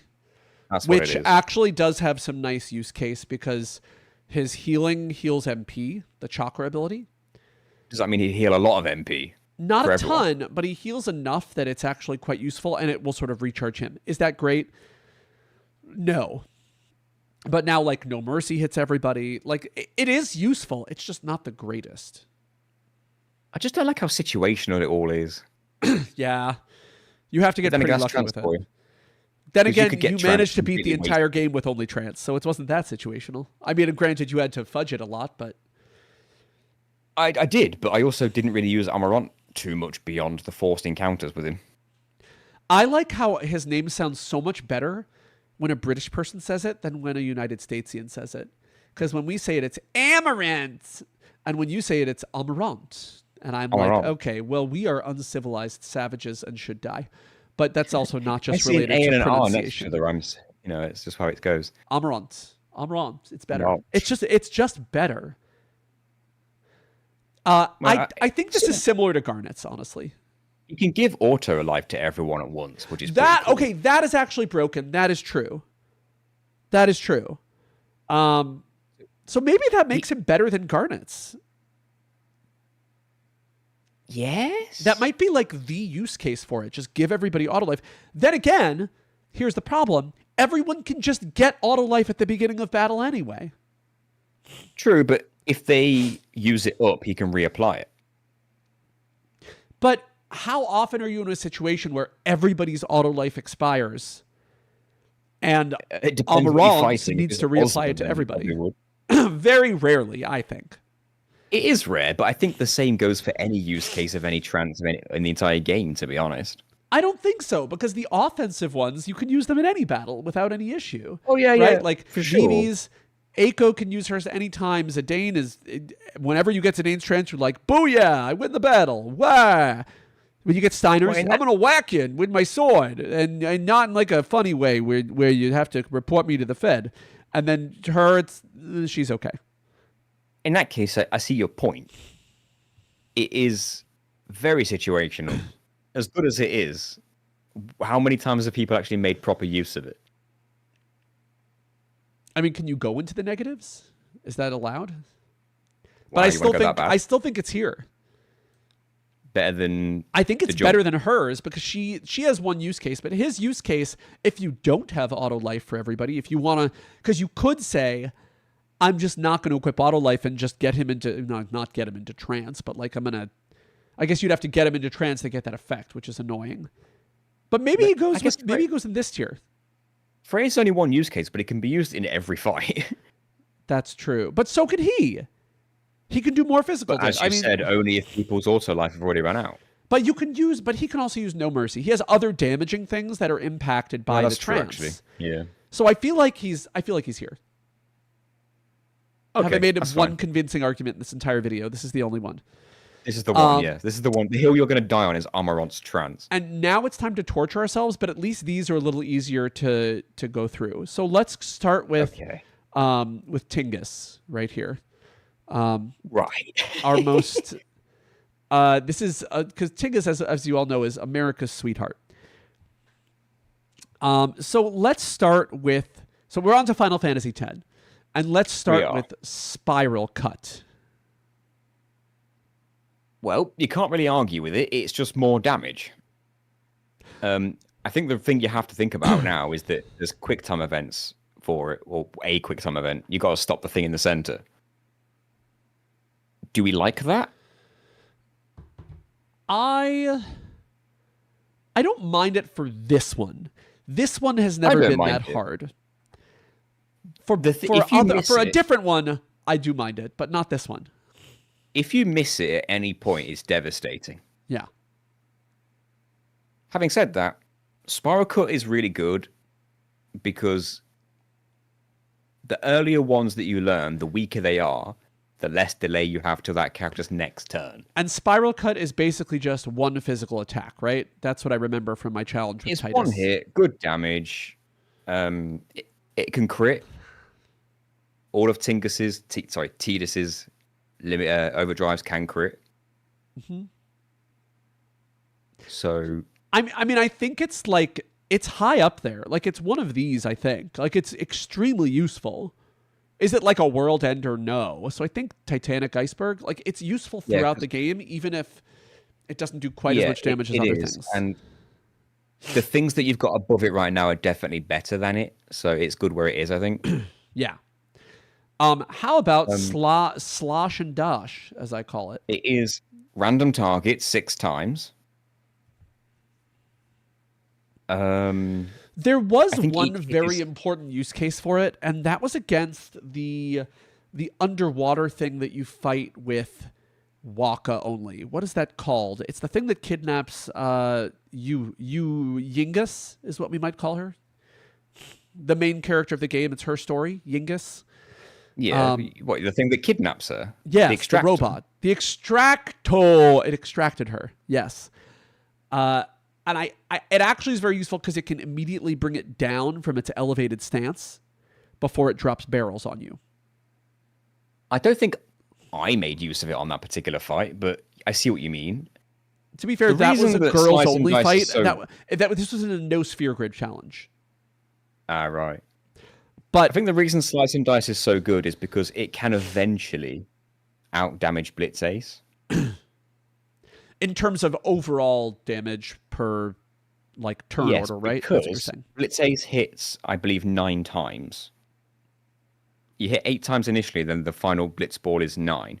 If you don't break the damage limit, that's going to do at most 90,000. Whereas Slice and Dice is only going to do 60,000, but Slice and Dice does more damage per hit. So you're eventually going to do more damage with Slice and Dice over Blitz Ace, after you break the damage limit. So eventually Slice and Dice becomes better than Blitz Ace, eventually. I think it's even better than Spiral Cut. Yeah. So here, do you think that's appropriate? You've got Earth. That sort of situation? Yeah, why not? Stick it there, why not? Energy Rain is garbage, in my opinion. I understand that it hits all enemies, and that's lovely, but I think overall, compared to the other two that we just talked about, it's garbage. It has use cases, so I don't think it's garbage. I just don't think it's anywhere near as good as some of the stuff we've already spoken about. Well, I want to tell you something. I don't think I hurt Energy Rain's feelings, so I don't know why you have to make this. And I feel very attacked by what you just said. I'm speaking purely from the point of view of I've done an overdrive only run, and it saved my life against the underwater Sin Spawn fight after you fight Sin's Fin. Without that, I wouldn't have won. Oh. Because he summons Okay, 4 that's fish. interesting. So there's 5 targets in this boss fight. And you have to kill them or else you just die. Yeah, if you can use energy rain to efficiently kill those fish so they can never get an attack on you. Okay. If you keep charging it in loner mode. So maybe you're the one to say where you think this one belongs.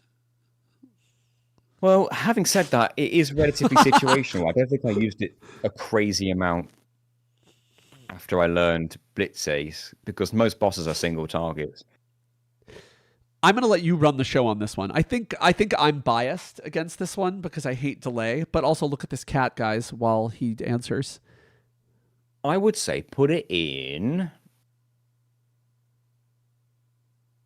Give Me a Boo Boo. Give me a boo-boo. That low? Wow. I influenced you. I'm an influencer. I was tempted to go one higher, but then I was like, well, then where does Blitz Ace go? See, you had actually convinced me that it should go higher than boo-boo to dislocated my shoulder. I was tempted to go shoulder. Shoulder to shoulder. I don't mind putting it in shoulder. Okay, let's put it in shoulder. I'm okay with that.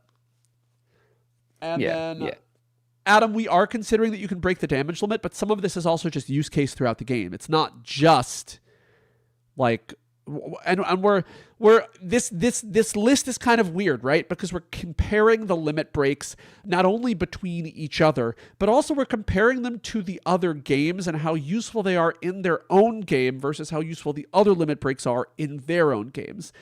And also, it's relative to their own game. Otherwise, trance would be right at the bottom, and 10 would overdrives be right at the top all the time.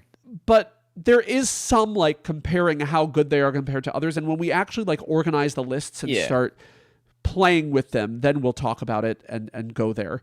But I don't want to put all of, but like even with trance, like the enemies in that game have less HP, right? You have like Penance, who has like a bajillion defillion HP. That's a real number, right?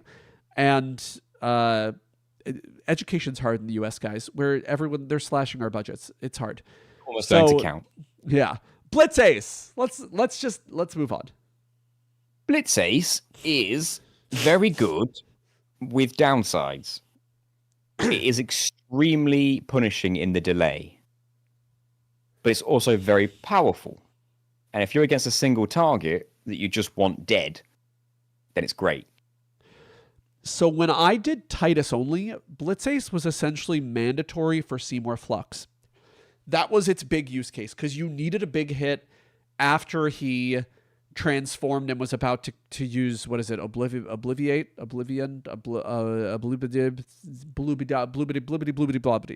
That one, that attack. Yes. Education. Yeah. That being said, yeah, the delay is rough. If you're not using it to close a fight, you better be prepared to not get a turn for a while. Yeah, I was not prepared. Having said that, without it, I wouldn't have made it through my challenge run of overdrives only.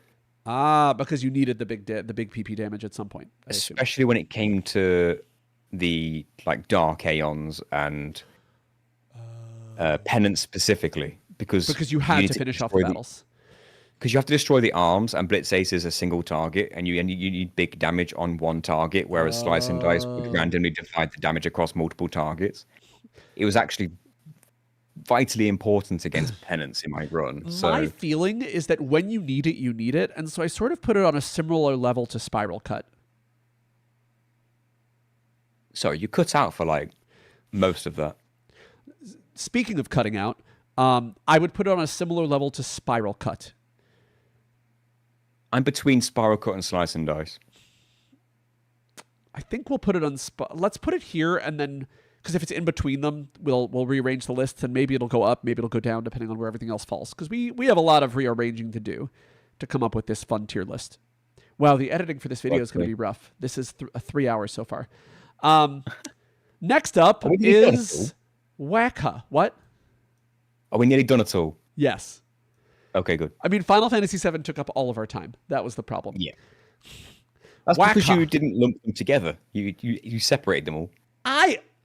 Oh my God. That's true. All right, Waka. I think we can go quickly through this one because there's only one that really escapes anything, and it's attack reels. Attack reels needs to go to the top. Okay. Yeah, I mean, I think that's up here, right? Yeah, that's no question. These are all one hit, right? Element reels are one hit, and if you match the reels, you get to hit all targets for elemental damage. Or if you don't get any element matching whatsoever, if you get 3 different elements, it's physical damage. And long story short, though, these are all just one hit. Right? Yes, I believe that's true, but I haven't used all reels much, but I know there are uses because I think you can like cause a great deal of status effects, but again, it could be situational. I just think these are all. I think these are all gave me a boo boo. I don't think they're all that special, and they're just immediately outclassed once you get the attack reels, which is pretty early, right? Isn't attack reels the second one? It is the second one, and you can get it as early as you get access to Blitzball. I'm pretty sure. So it's just a ball egg to get it. I mean, I'm gonna shoot my shot. I'm gonna bust my ball, and put these all into gave me a boo boo. Unless you have some objection. I think, and I could be wrong, but I think status reels might be able to inflict the breaks. Is that right? Am I wrong? I don't know the answer to that. Armor break, attack break, mental break, that kind of thing. But would I rather just do damage? I think it's situational. Okay. Then let's put this up here and we can. You put them. Okay, we're not going to argue. Okay, if we're not arguing, we should probably just move on to Lalu, who I did not separate out because that is too many spells. What? I feel like you think we've been streaming for too long and you want to wrap this up. I would like to get through this. We still have to do Sid. Like, that's the problem. Sid from Final Fantasy VII. It can do AoE full break. Yeah, that makes status reels better than the other two, in my opinion. Okay, so status reels will move up a slot. Yeah. Okay. Right, Fury. I'm a big fan of furries. A lot of them follow me on Twitter, so that's fun. And in real life. And in real life. Well, the internet is real life. It's just a real life where you don't have to talk to anybody. It's nice. So Fury is interesting because obviously you can get a lot of damage out of it early on, especially if they're weak to an element. Unfortunately, the further in the game you get, the more it falls off. Because even though you can get more spins of it, once you get into like post-game shenanigans, everything's either resisting elements or you do less damage than what like attack reels could do or anyone else who can break the damage limit. And those those highest level spells, don't they require like insane numbers of spins? Yeah, like Ultima at max magic, I think you can only get like 6 spins on it. Yeah, so I don't think this one is very good.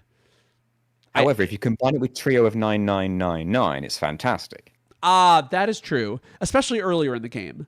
But you can never... Trio of 9999 only increases to 4 9s, not 5, right?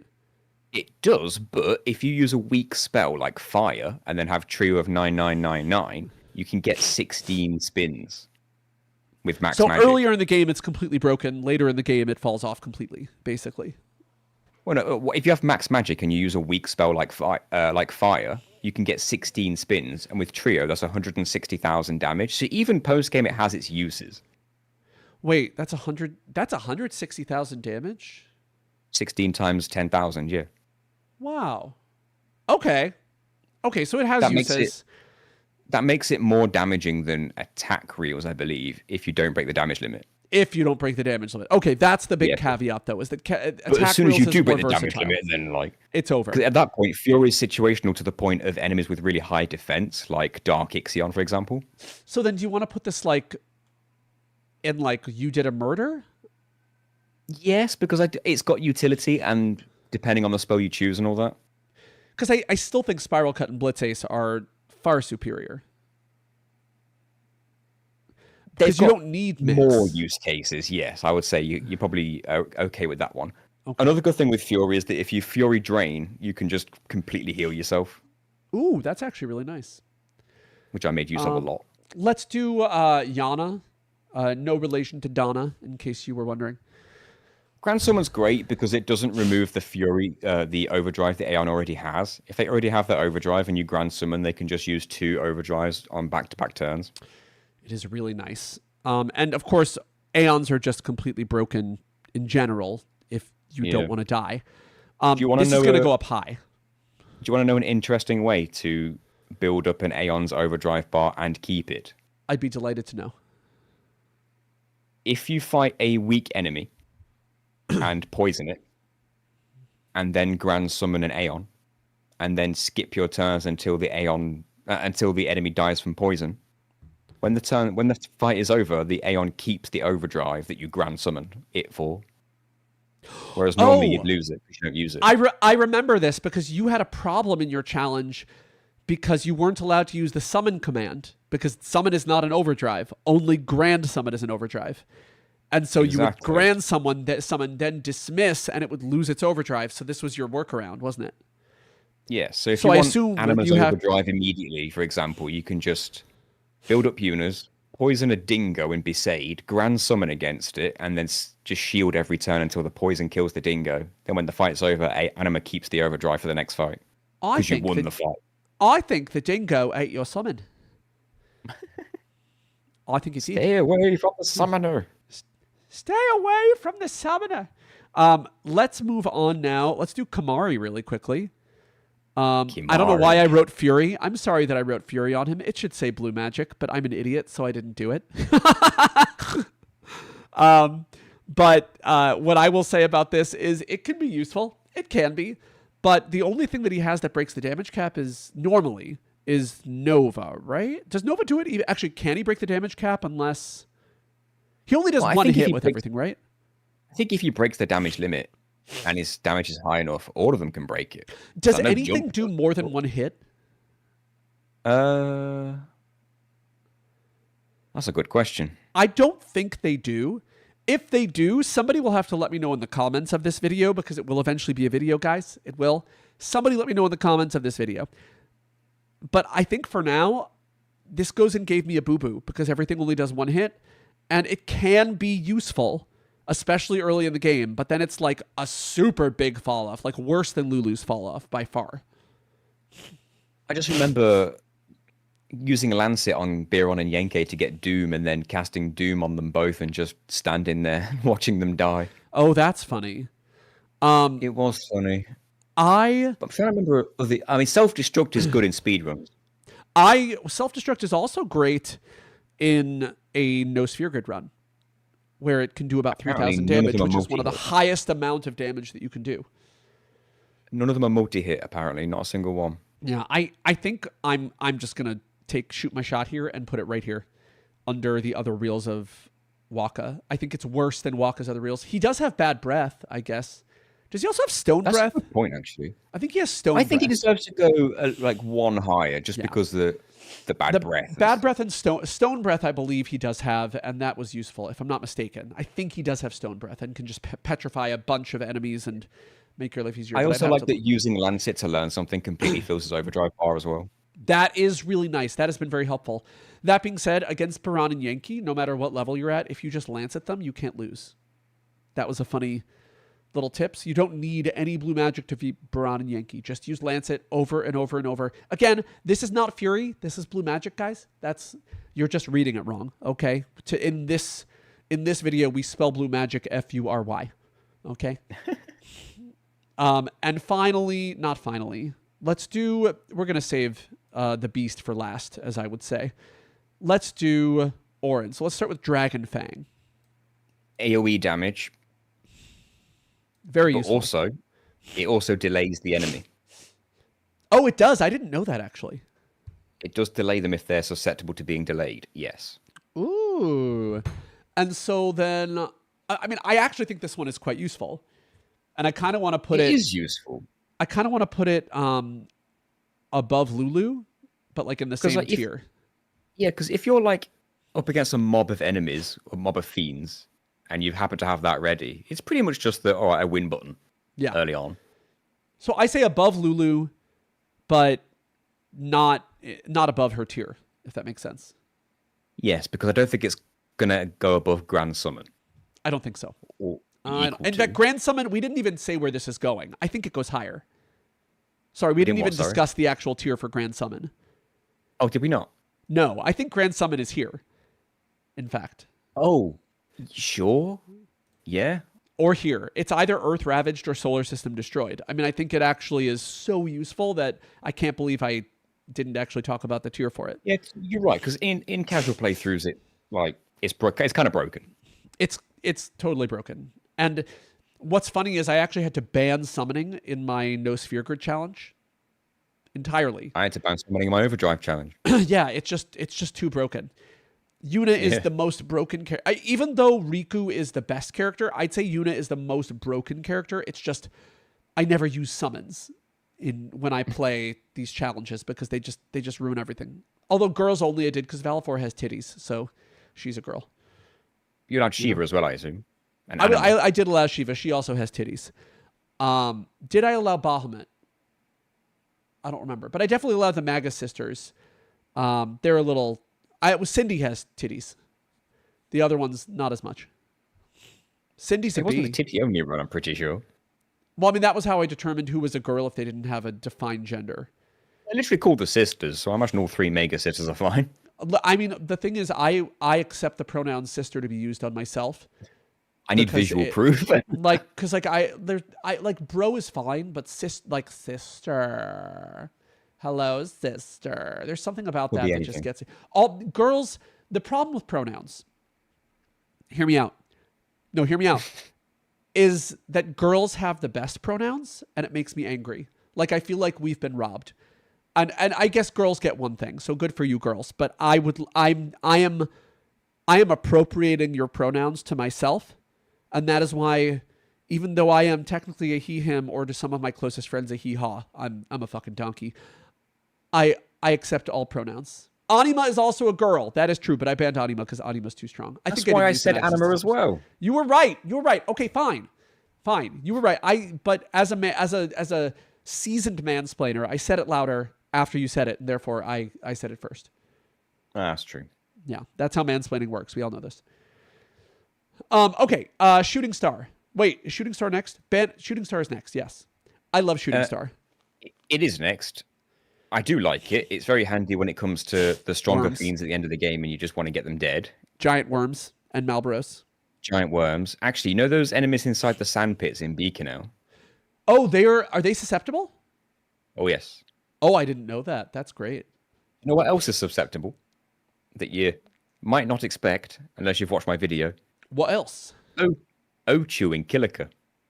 Oh, I didn't know that. Is it King Ochu? Lord Ochu? Lord Ochu. Yeah, that's him. So if you ignore Ochu in Kilika and then leave, and then learn Shooting Star and come all the way back, you can send that mother flying. That's actually pretty cool. I think it's the only fight in the game, the only fight that the game considers to be sort of like a boss fight that you can eject. So I think this is better than Dragonfang, because the things that you can kill with Dragonfang, you can kill with everything else. The things that you can kill with Shooting Star in one hit are things that have so much HP that it just saves you so much time. The thing is, they're completely different utilities. Shooting Star is there's one big giant enemy I want gone, and Dragonfang is there's a whole gang of smaller enemies that I want gone. It is true, and yet for some reason I'm still comparing all the limit breaks to each other, even though they have nothing to do with each other. Feel free to put it above Dragonfang though if you want. I think so. Do you think it deserves a whole tier in front above Dragonfang, or do you think it should be and you did a murder? I guess it can only do one murder. It can only do one murder at a time. It can only do one murder, so therefore it has to go and you did a murder. Yep. All right, that's fair. Next up is Banishing Blade is next, which I like. Banishing Blade, in my humble opinion, needs to go pretty high. Ooh. Go off. Because not only does it do good damage to a single target, it inflicts full break 100% of the time if they're not immune to it. Very useful. And that has so many uses you wouldn't believe. So I did know that. I think in a non-challenge run, it's less useful. Because you can also have Riku just throw a frag grenade or something to get defense break or armor break. Yeah, like some enemies are immune to certain breaks, but very rarely is an enemy immune to all of them unless they're like a boss. And even then, not all bosses. Like Anima, when you fight Are you saying Seymour's are you anima. saying hashtag not all bosses? Is that what you're saying? Of course. Okay. Seymour's anima is immune to all the breaks, for example. But when you fight Overdrive Sin, it's not. You can literally break its armor, reduce its defense, and then everything else you do after that does more damage. So then, do you think it goes in Solar System, Earth Ravaged? Because I think it's one of those. I think it's Earth Ravaged for me. Solar System? I'm gonna go Solar System. It just became so handy. It literally got to a point where I was just like, every single challenge or boss that I had to come up against, it was like Banishing Blade it. Better try it And now see if everything you else can kill it. The last one is Tornado, and I have one thing to say about Tornado. Okay, everybody, you go first. get out your pen and paper. I actually have a lot to say about this. You ready? Go on. That's it. I had a feeling you wouldn't like it. Yeah. It's 2 hits. It does some damage. It's 2 hits. It's AoE.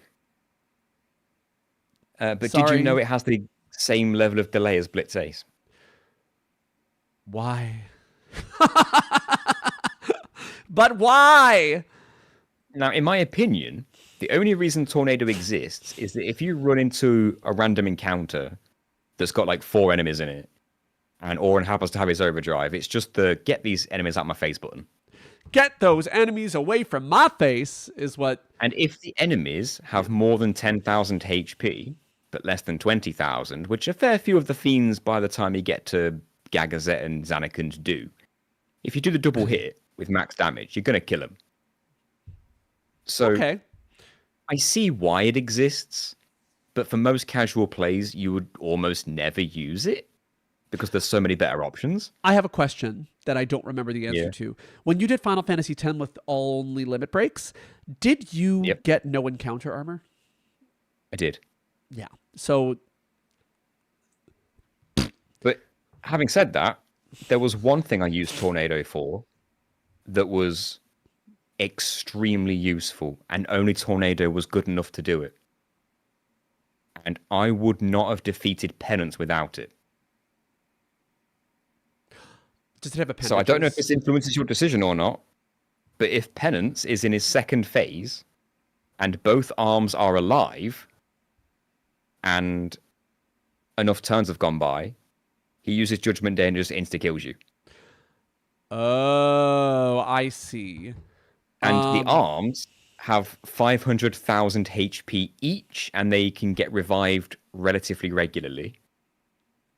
So Tornado hits both arms and the body all together for max damage of almost 200,000 damage on both arms, at which point a Blitz Ace finishes off one of the arms. And that way you can remove an arm to guarantee you're not going to get insta-killed. Okay, so I know where this goes. I know where this goes, because what I am hearing is that this has one niche case use. Yes. It has one niche use, which it's a very means niche it is... use. That means that it is akin to Freya's trance. If you like, it has one niche use, but that one particular use happens to be like of vital importance. It happens to be of vital importance, I think, in an overdrive only challenge. But I think that puts it above Freya, just not much. Okay. I think it's still same tier though. I can accept that. Yeah, I think we'd have to fight if we thought that this went higher than Freya's. I think tier. Shoulder's the absolute highest I'd put it. Okay. But where it is fine. Boo-boo. Hey, boo-boo. And then finally, we have this. We have Mix. There's I don't no way know you that there's... this. Yeah, I was not going to separate this. I There's so don't many know combinations that... You can't possibly separate this. You could say a million things about Mix, but ultimately all that I really need to say is bye-bye. Because put it Mix to the left. Put it all the way to the left. Like all the here? way. Oh, yeah. Yeah. Mix changes the entire landscape to Final Fantasy X to the point where the game is unrecognizable. You can max out all the damage on your characters. You can give all your characters auto haste, auto protect, along with auto life at the same time. You can break enemies in weird ways. You can just create overpowered attack items that just kill you. Or in my case, you can increase the build rate of overdrive bars by a lot. That too. Isn't that fun? Because there's a mix that doubles the rate that it increases, and there's a mix that gives it a 50% boost, and you can stack them. Yeah. And that's what I did. I mean, it is an incredible overdrive. But we're not done with Final Fantasy X yet. Because we also have Seymour, who has a usable limit break that I have never used. I have used it, but it's just damage.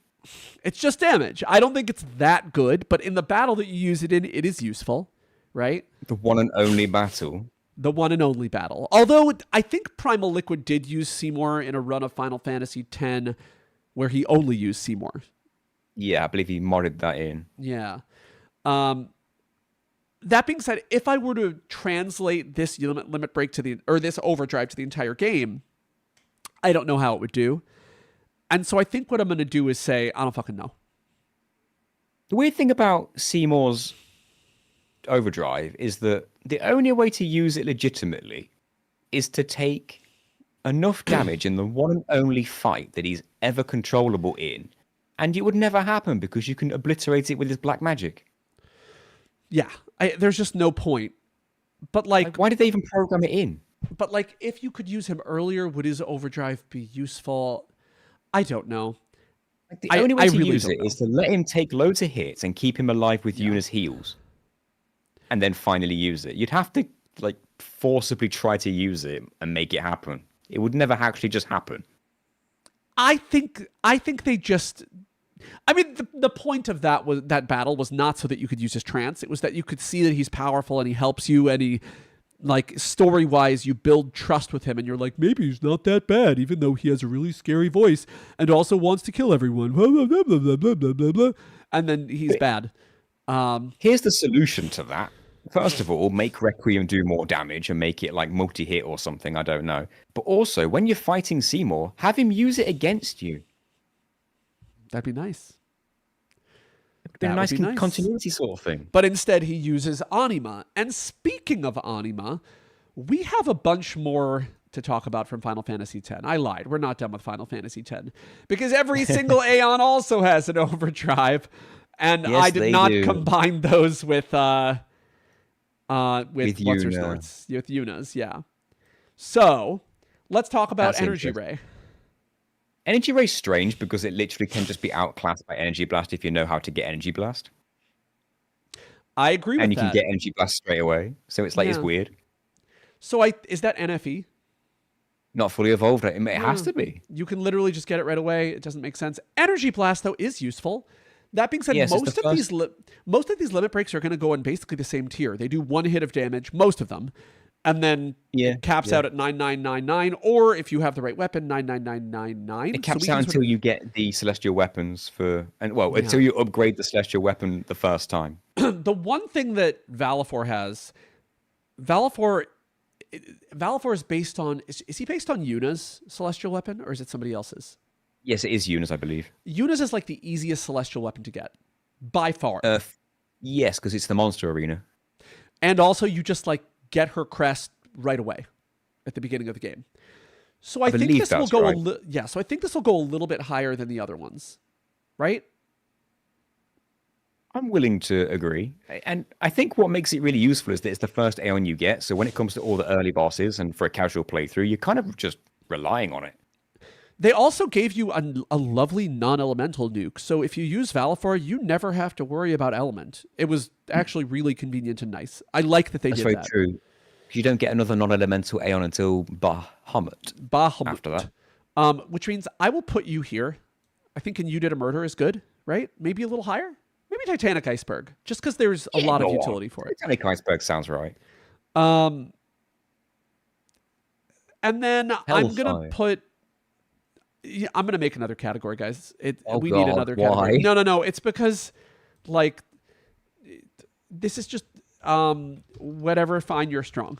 That's like but like whatever, fine, you're strong, but also like, who cares, right? Like we get it, you're strong. You made that for Hellfire.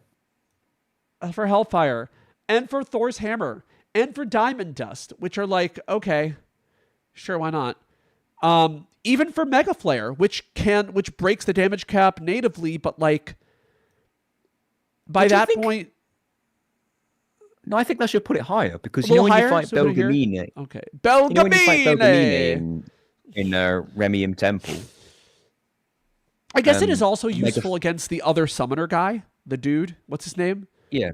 The guy who... Izaru? Izaru, the monkey guy. He's like, the password is monkey. Sorry, spoilers for Final Fantasy X 2. But... Just because it breaks the damage limit, he can one-shot a bunch of those Aeons.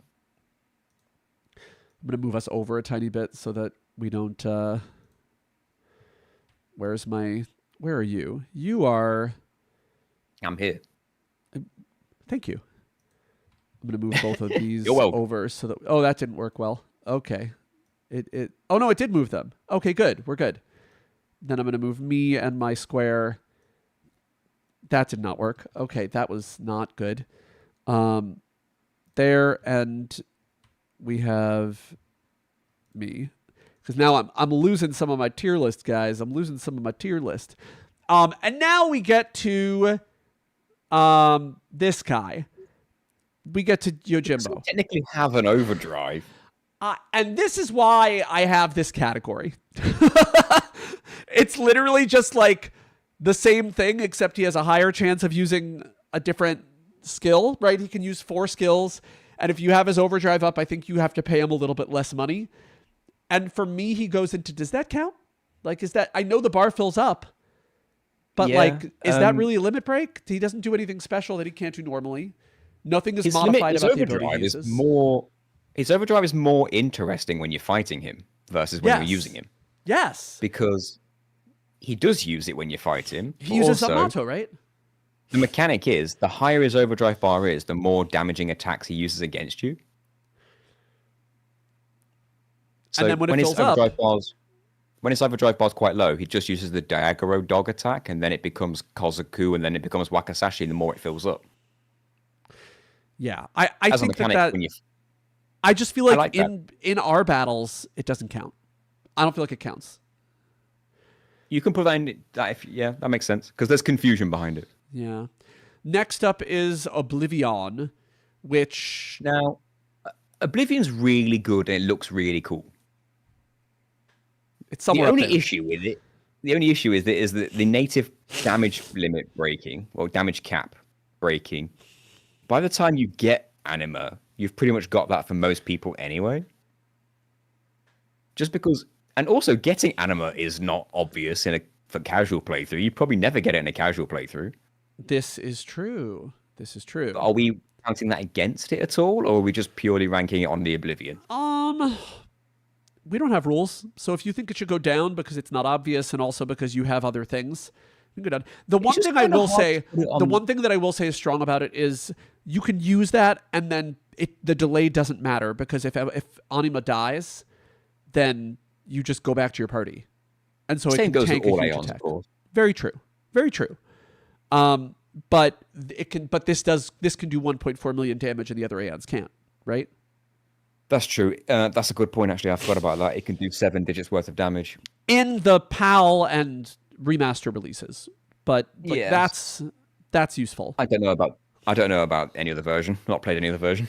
So I think it has to go up here somewhere. But I think fine. Waka can do a ton of damage once. If you break things and then use Waka, like he's going to do more. Yeah, like Oblivion can total for more damage, but attack wheels is just better more regularly. Milky, Sin's overdrive is not going to be here because we can't use it. I'm only going for ones that you can actually use. But I love that idea, actually. Maybe I should talk about enemy ultimate attacks in another video. That would actually be kind of cool. Like which enemy has the most damaging attack. Delta attack in the remaster does 6 hits, and therefore pales in comparison to Anima's. It does, so I have information that Carithian taught me. Go ahead. Delta attack is the only Aeon overdrive in the entire game that can get critical hits. Oh, I didn't know that. That's kind of Yep. nifty. Those Do you 6 think it hits can changes crit. its? Do you think it changes its tier?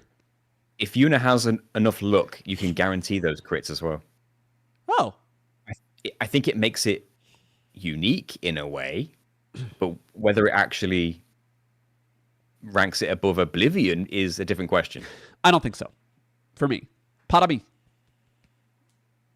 But I'd like to I'll tell you what, Oblivion up 1 and Delta Attack where Oblivion was. I'm very at peace with that. That's what I think needs to happen. Delta Attack's better than Energy Blast. All right. So then, how about we go to Final Fantasy 12? Right, so let's put that in I don't give a fuck. I don't think we have that tier, but we can. Oh. Well, maybe we can just change this one. It's I don't fucking know / IDGAF. I think we could just. That tier could be 2 things. I'm okay with that. Quickenings are so boring because they're all the same or similar. They are. I will say they did get better in the Zodiac Age, right? Because I think they don't use MP in the Zodiac Age. Oh, we'll be fair. I haven't played the Zodiac Age much to know. But they used to use all of your MP, and so they were actually like, "Is it in yet?" Except, I think the I don't give a fuck tier is actually the best tier for them, so I'm gonna put them there just because I can. Oh, that's the wrong one. Crap. So that's fine. Let's then move on to Final Fantasy 13, which I'll be real, I haven't beaten Final Fantasy 13. I had to read about this one. Basically, when you have the full ATB, your characters can do something. I have completed 13. I don't even remember what it is. It's like they have some special skill, like grenade or something that can. I don't know what it is. I played 13 way back on the Xbox 360. I do not remember what it is. And I'm gonna be honest. I'm glad that we changed this tier because I don't give a fuck. I don't know if it counts. I don't know if it counts. I also don't give a fuck. So it could really go in either one.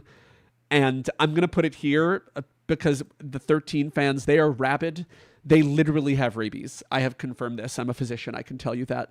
They are frothing at the mouth. It's disgusting. The girls are angry. And something tells me we're not going to need to scroll up for a little bit. No, I don't think so. Final Fantasy 14. Final Fantasy 14. I don't even know.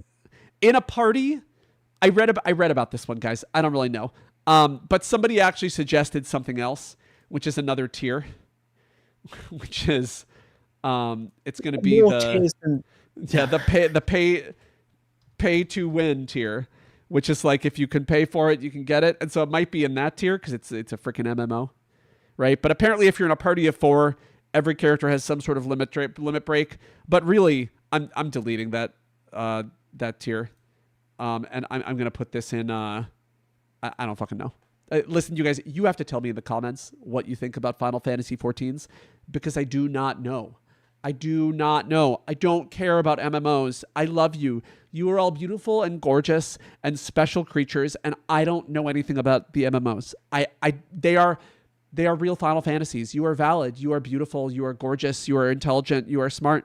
You are kind. You are wonderful, and you matter. But I don't care about MMOs.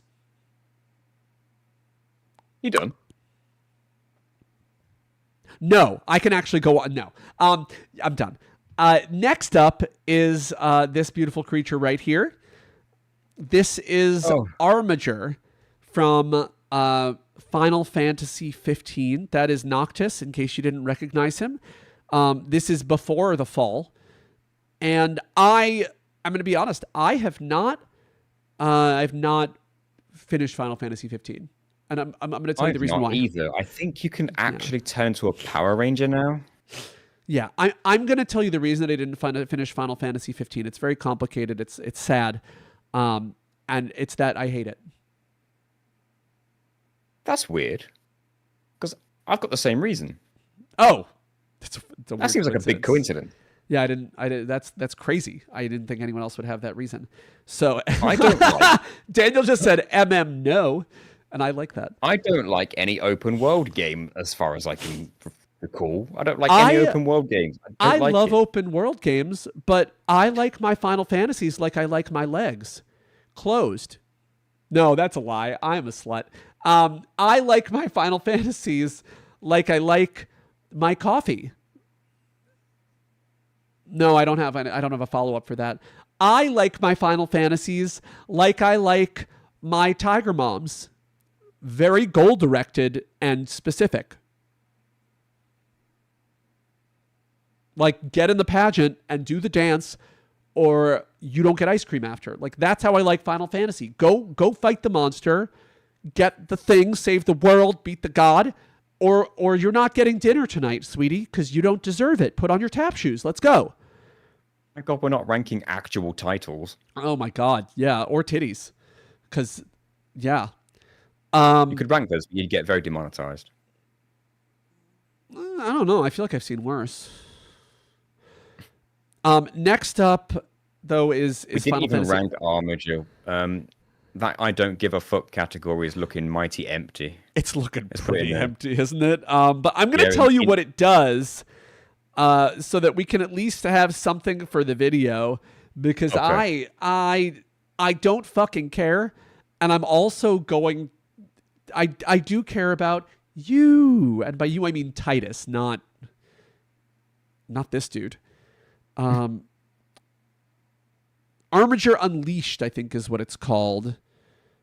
Oh no! Tell me, because I don't know There are what it does. two. Wow, there's Armature. So, to unlock Armature, their player must collect the Sword of the Wise, the Axe of the Conqueror, and Swords of the Wanderer, which you must have to progress the story.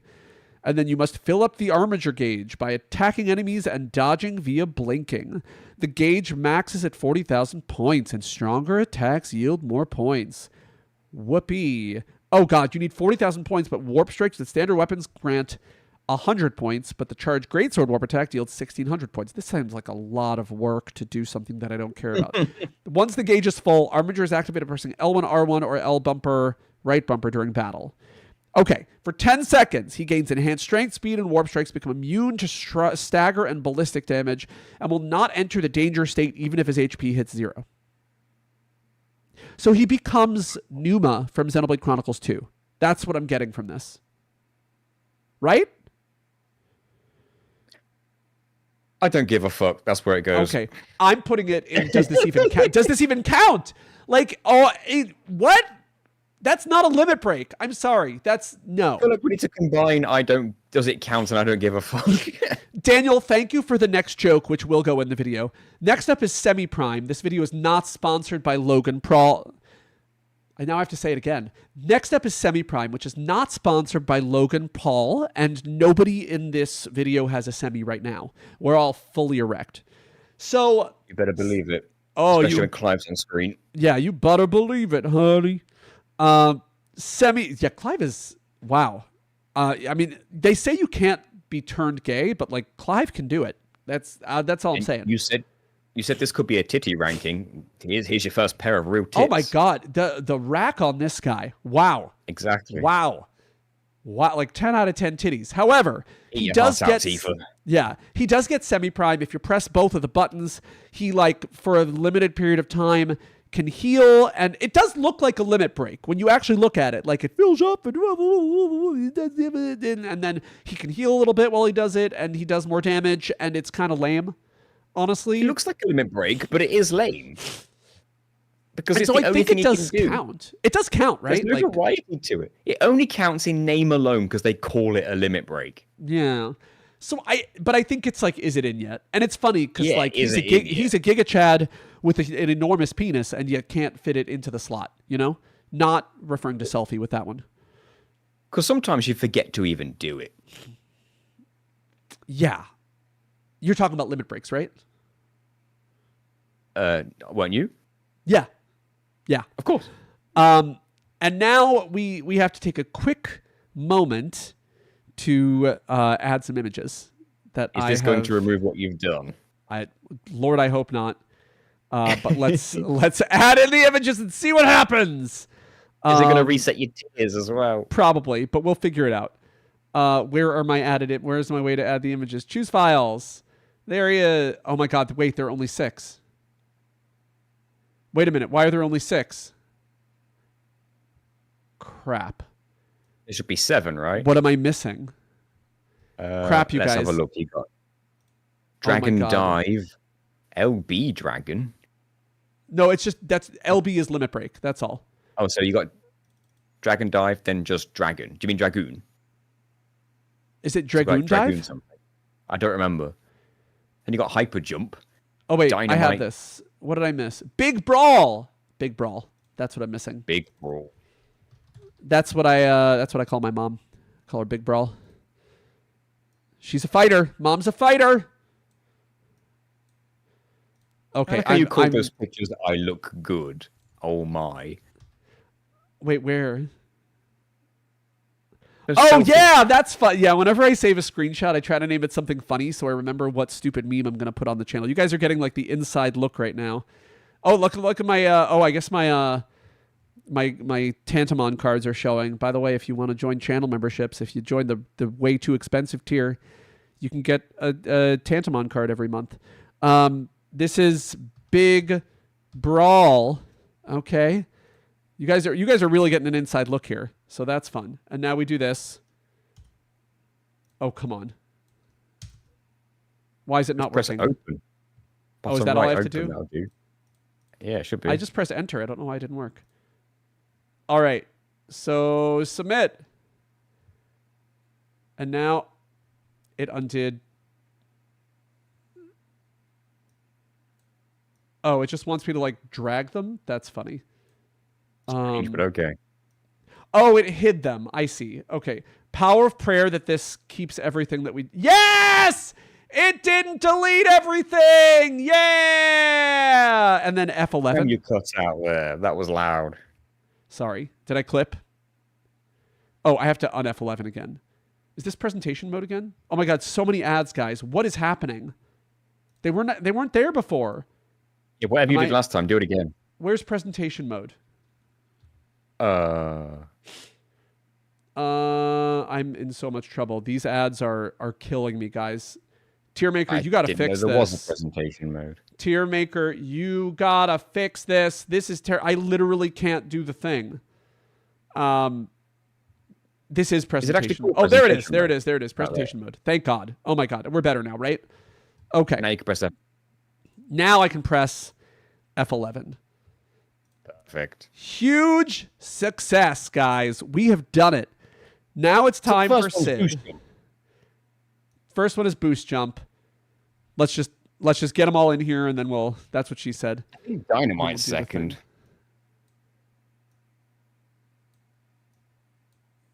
And now I know that this is their dynamite. I think that's it, right? Whatever. Boost jump. Boost jump's all right. Decent damage, I guess. I think it's not fully evolved, right? It's just damage. One time. It is just damage. It's similar to Braver in that regard. Not fully evolved. Great. Dynamite. Dynamite. It is AoE damage. It is actually quite useful. I just wish you got him earlier. Milky, join me in the yacht club. Thank you, Milky, for the $2 hairs. Much appreciated. Okay, Dynamite. I definitely found Dynamite useful against carry armor because if you damage the arms, it has a lower chance of grabbing you if you only damage them once. So a quick Dynamite got damage on both of them. I feel like I think it has its own use case. So do you want to put it like here, dislocated shoulder, or you did a murder? I don't know, because you've got Blade Beam and dislocated shoulder. So would you put it? I put it in dislocated shoulder because it's like along with. Like I feel like it's not as good as Satellite Beam. Dislocated shoulder sounds good. How about Hyper Jump, which I don't remember what this does. I can't believe we're back on Final Fantasy VII. This is hurtful. I feel very hurt by having to go back to Final Fantasy VII right now because this was the most painful part of this video. FF7, Hyper Jump. It does 3.5 damage to all enemies with a 20% chance to cause death. Oh, that's actually really nice. That's better than I thought it was going to be. I just feel like you don't need it at that point, right? Like, is his first level 2 limit break? Yes. I guess it's useful. You'd have to kill 60. You'd have to kill 60 enemies with Sid to unlock it. Can we go whatever find you're strong? I feel like it's better than dynamite. Yeah, sure. Sure, why not? Yeah, why not? Sorry about a huge sneeze, guys. How about dragon? Is it literally just called Dragon? I think so, yeah.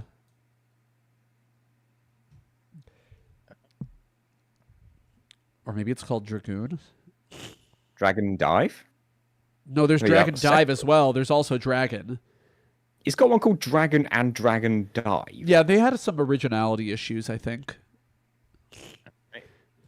At least that's what I saw on the wiki that I was looking at. Oops. It drains HP and MP from a target. But it is Dragon. It's kind of like Bloodfang, isn't it? I'm struggling to find information on like how much it actually absorbs. Oh wait, Dragon is level. Hold on, Dragon is level. Oh no, Dragon is level 2. Never mind. It is. It says 1.25. Yeah, one and 1/4. That's right. 1 1/4 times damage, while healing Sid's HP and MP by the amount equal to approximately 25% of the damage dealt. I think by the time you have this, you have other ways to heal. I don't think you need this. It's a weird effect, isn't it? It's like, sure, I guess it could help, maybe, but like where do we put Bloodfang? Bloodfang has to be above this, and so I feel like I put it with Dynamite, but now Dynamite I feel like should go up a tier. Yeah, you could be right, actually. I think Dynamite goes there, and we leave it. Hold on, quick last nose blow of the stream. I hope.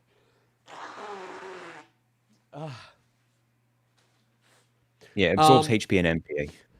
All right, and then finally, not finally, we have 3 more. Dragon Dive is 6 random targets. Strike 6 random targets with diving attacks. Kind of useful for what it is, but I think a lot of characters have level 2s that do something similar. It's just this does more damage. This is very specific. It does 1 7/16 normal damage. And has a 28% chance to inflict death. Yeah, the death chance is actually kind of nice. But I also feel like if you're doing this much damage with a limit break, you're probably going to kill most random encounters anyway. You probably are. I feel like they could have made some of the random encounters stronger if you're going to start making use of these. I feel like it goes here. Or here even. I feel like it goes there. It's probably useful, right? And then the final level 3 is Big Brawl, which Read that one. Deals damage randomly to any enemy on the battlefield. That's all enemies, right? No, any. It's random. It's random. 8 hits, 1.125. So it's basically the same as Dragon Dive, unless you're able to damage cap. And it doesn't do instant death. Random, but I don't think you need... I think it's about the same as Dragon Dive. Like, they gave you the same thing. I guess if you've got a single target that's got a lot of HP and you just want to do a lot of damage to it, you're going to do... Let's say it's good stats. You're going to do like 8 hits of good damage. More hits better. And in fact, I think that's more useful. It's probably better than... In that respect, it's probably better than Meteor Rain. Where is Meteor Rain? Oh, really? Level above Titanic. But the thing is, Meteor Rain is available so early. You think it's better than Meteor Rain? Okay, you know what? I'm going to go with that. Because honestly, we're trying to determine the best limit break. And so wherever these things fall, I'm actually okay with that. To be fair, you don't get Big Brawl that much later than you would Meteor Rain because they're both level 3 limits. The only difference is that you have to use the previous one, 7 times, and then you learn Big Brawl. That is fair. And then the final one is High Wind. Now, High Wind is actually great. This is 18 attacks at about 70% damage, something like that. And it's randomized to enemy. So, I mean, I think this is actually one of the best in the game. It's going to go up high, just based on the amount of damage. I don't think it's better than Omni Slash. It is 18 hits, which is the same as Anger Max, right? Yes. So I think it's close to Anger Max. They're very similar. Yeah, if you hit the damage cap, then you're pretty much matching Anger Max. Yeah. which It's means 11/16 yeah. So what I of think we normal. need to do is not rearrange every single row, but what I'd love to do is let's have a fight over the best and the worst. Shall we? The absolute best and the absolute worst. Yes. On 3, why don't we each say what our pick is for the best? Okay, sure. 1, 2, 3. Mix. Okay, we both said it. Great. I was like waiting because I knew there would be a delay, so that's very funny. So Mix is my number 1. It just completely breaks the game. It makes everyone else's overdrive better. It supports everybody. It can also do massive damage. And at the time when you have it, it's just ridiculous. If you're doing a no sphere grid run, it's insane what Riku can do with that. Mix is the best, but it's not my favorite. What is your favorite? Renzoku Ken. What is my favorite? I think my favorite is Angel Wing. Angel Wing actually, and I have to say, I'm actually putting Angel Wing up here. I am doing it because I think Angel Wing is that broken. I think it is better than Renzoku Ken. It just does so much damage. The 5 times multiplier on your magic is absolutely insane, but it's not the best. It's Can't argue not with the best. I haven't used Angel Wing enough. The only reason I wouldn't do that myself is because you lose control over her. But at that point, do you need It the also control? sort of like invalidates your rule set, right? Where you're only allowed to like use Limit Break, but then she uses magic multiple times, right? Well, no, because with FF8, I just removed Junction, Oh, with the no Which junction made it- one, yes. which But I made mean it with I'm allowed your to use normal attacks. but with and your Limit Break overdrives. only is what I'm talking about. If it was limit breaks only, then it would probably be a grey area. But with no junction, you can do it fine. That's fair. That's fair. It's just awkward to set up because you need to, Yeah. like as I said, you got to get Bahamut, then Meteor Stones. And didn't you say that she also needed to be invincible? So she needs Angelo. Like didn't Sorry, say it again. didn't you use Invincible Moon multiple times? I did use Invisible Moon multiple times against Ultimacia and all Yeah. the end game. Well, not all So the end game bosses, it but a lot. feels like you're giving up something huge by losing control of her in that specific circumstance. Yes, if you need to use the other Angelo limit breaks, then you are shooting yourself in the foot a little bit. That's But with why I Mix- wouldn't put it on the highest. But with Mix, you're giving up nothing. You're The only thing getting you're everything. giving up is that it delays you quite a lot. That's fair. Okay. That's about it. And then let's say in the is it in yet category, who has the worst? I'm very tempted to say I know my. Actually, let's do one. Wait, give me a minute to think, but then we'll do 1, 2, 3. I know what mine is. I know. I What think mine I've is. chosen mine. Yeah. Okay. 1, 2, 3. All Mind blown. creation. Ooh, interesting. So let's move those to the bottom, at least. My argument for all creation is that this is a level 4 limit break that does 1 hit. And I guess Cosmo Memory would also be alongside it. Yeah. So which means by definition it cannot be the worst. So you're going to end up winning. But the fact that these are level 4, they take so long to charge up because they're level 4s means you're just screwed if you use them. Like you're not getting any real damage out of them, and you could be using literally like regular attacks. You could have Yuffie morph something. You could use a death blow to probably do a similar amount of damage, especially after you get Mega All. Once you get Mega All, why use these? I'm going with like my personal experience from childhood, and I just remember learning the second limits with the characters in 7. So like cross/ with Cloud. And I remember thinking, oh, awesome, an upgrade of Braver. And then when I learned Mind Blow, I was like, oh, cool, that's going to be an upgrade of Big Shot. And then I just never used it once I found out it was MP damage. And the disappointment hit me big time. And I'm going to give it to you. I think you're right. All creation and causal memory I can find some use for. And yes, there is a niche use for Mind Blow. But to be fair, the battle in which you found the use for it is optional. Yes. Completely optional. You don't have to go to Wu-Tai. That's very true. So Mind Blow is officially the worst later limit in the break. game. You're so strong, you don't even need it. Yeah. And Mix is officially the best limit break. But it's So- not my favorite. That's fair. That is fair.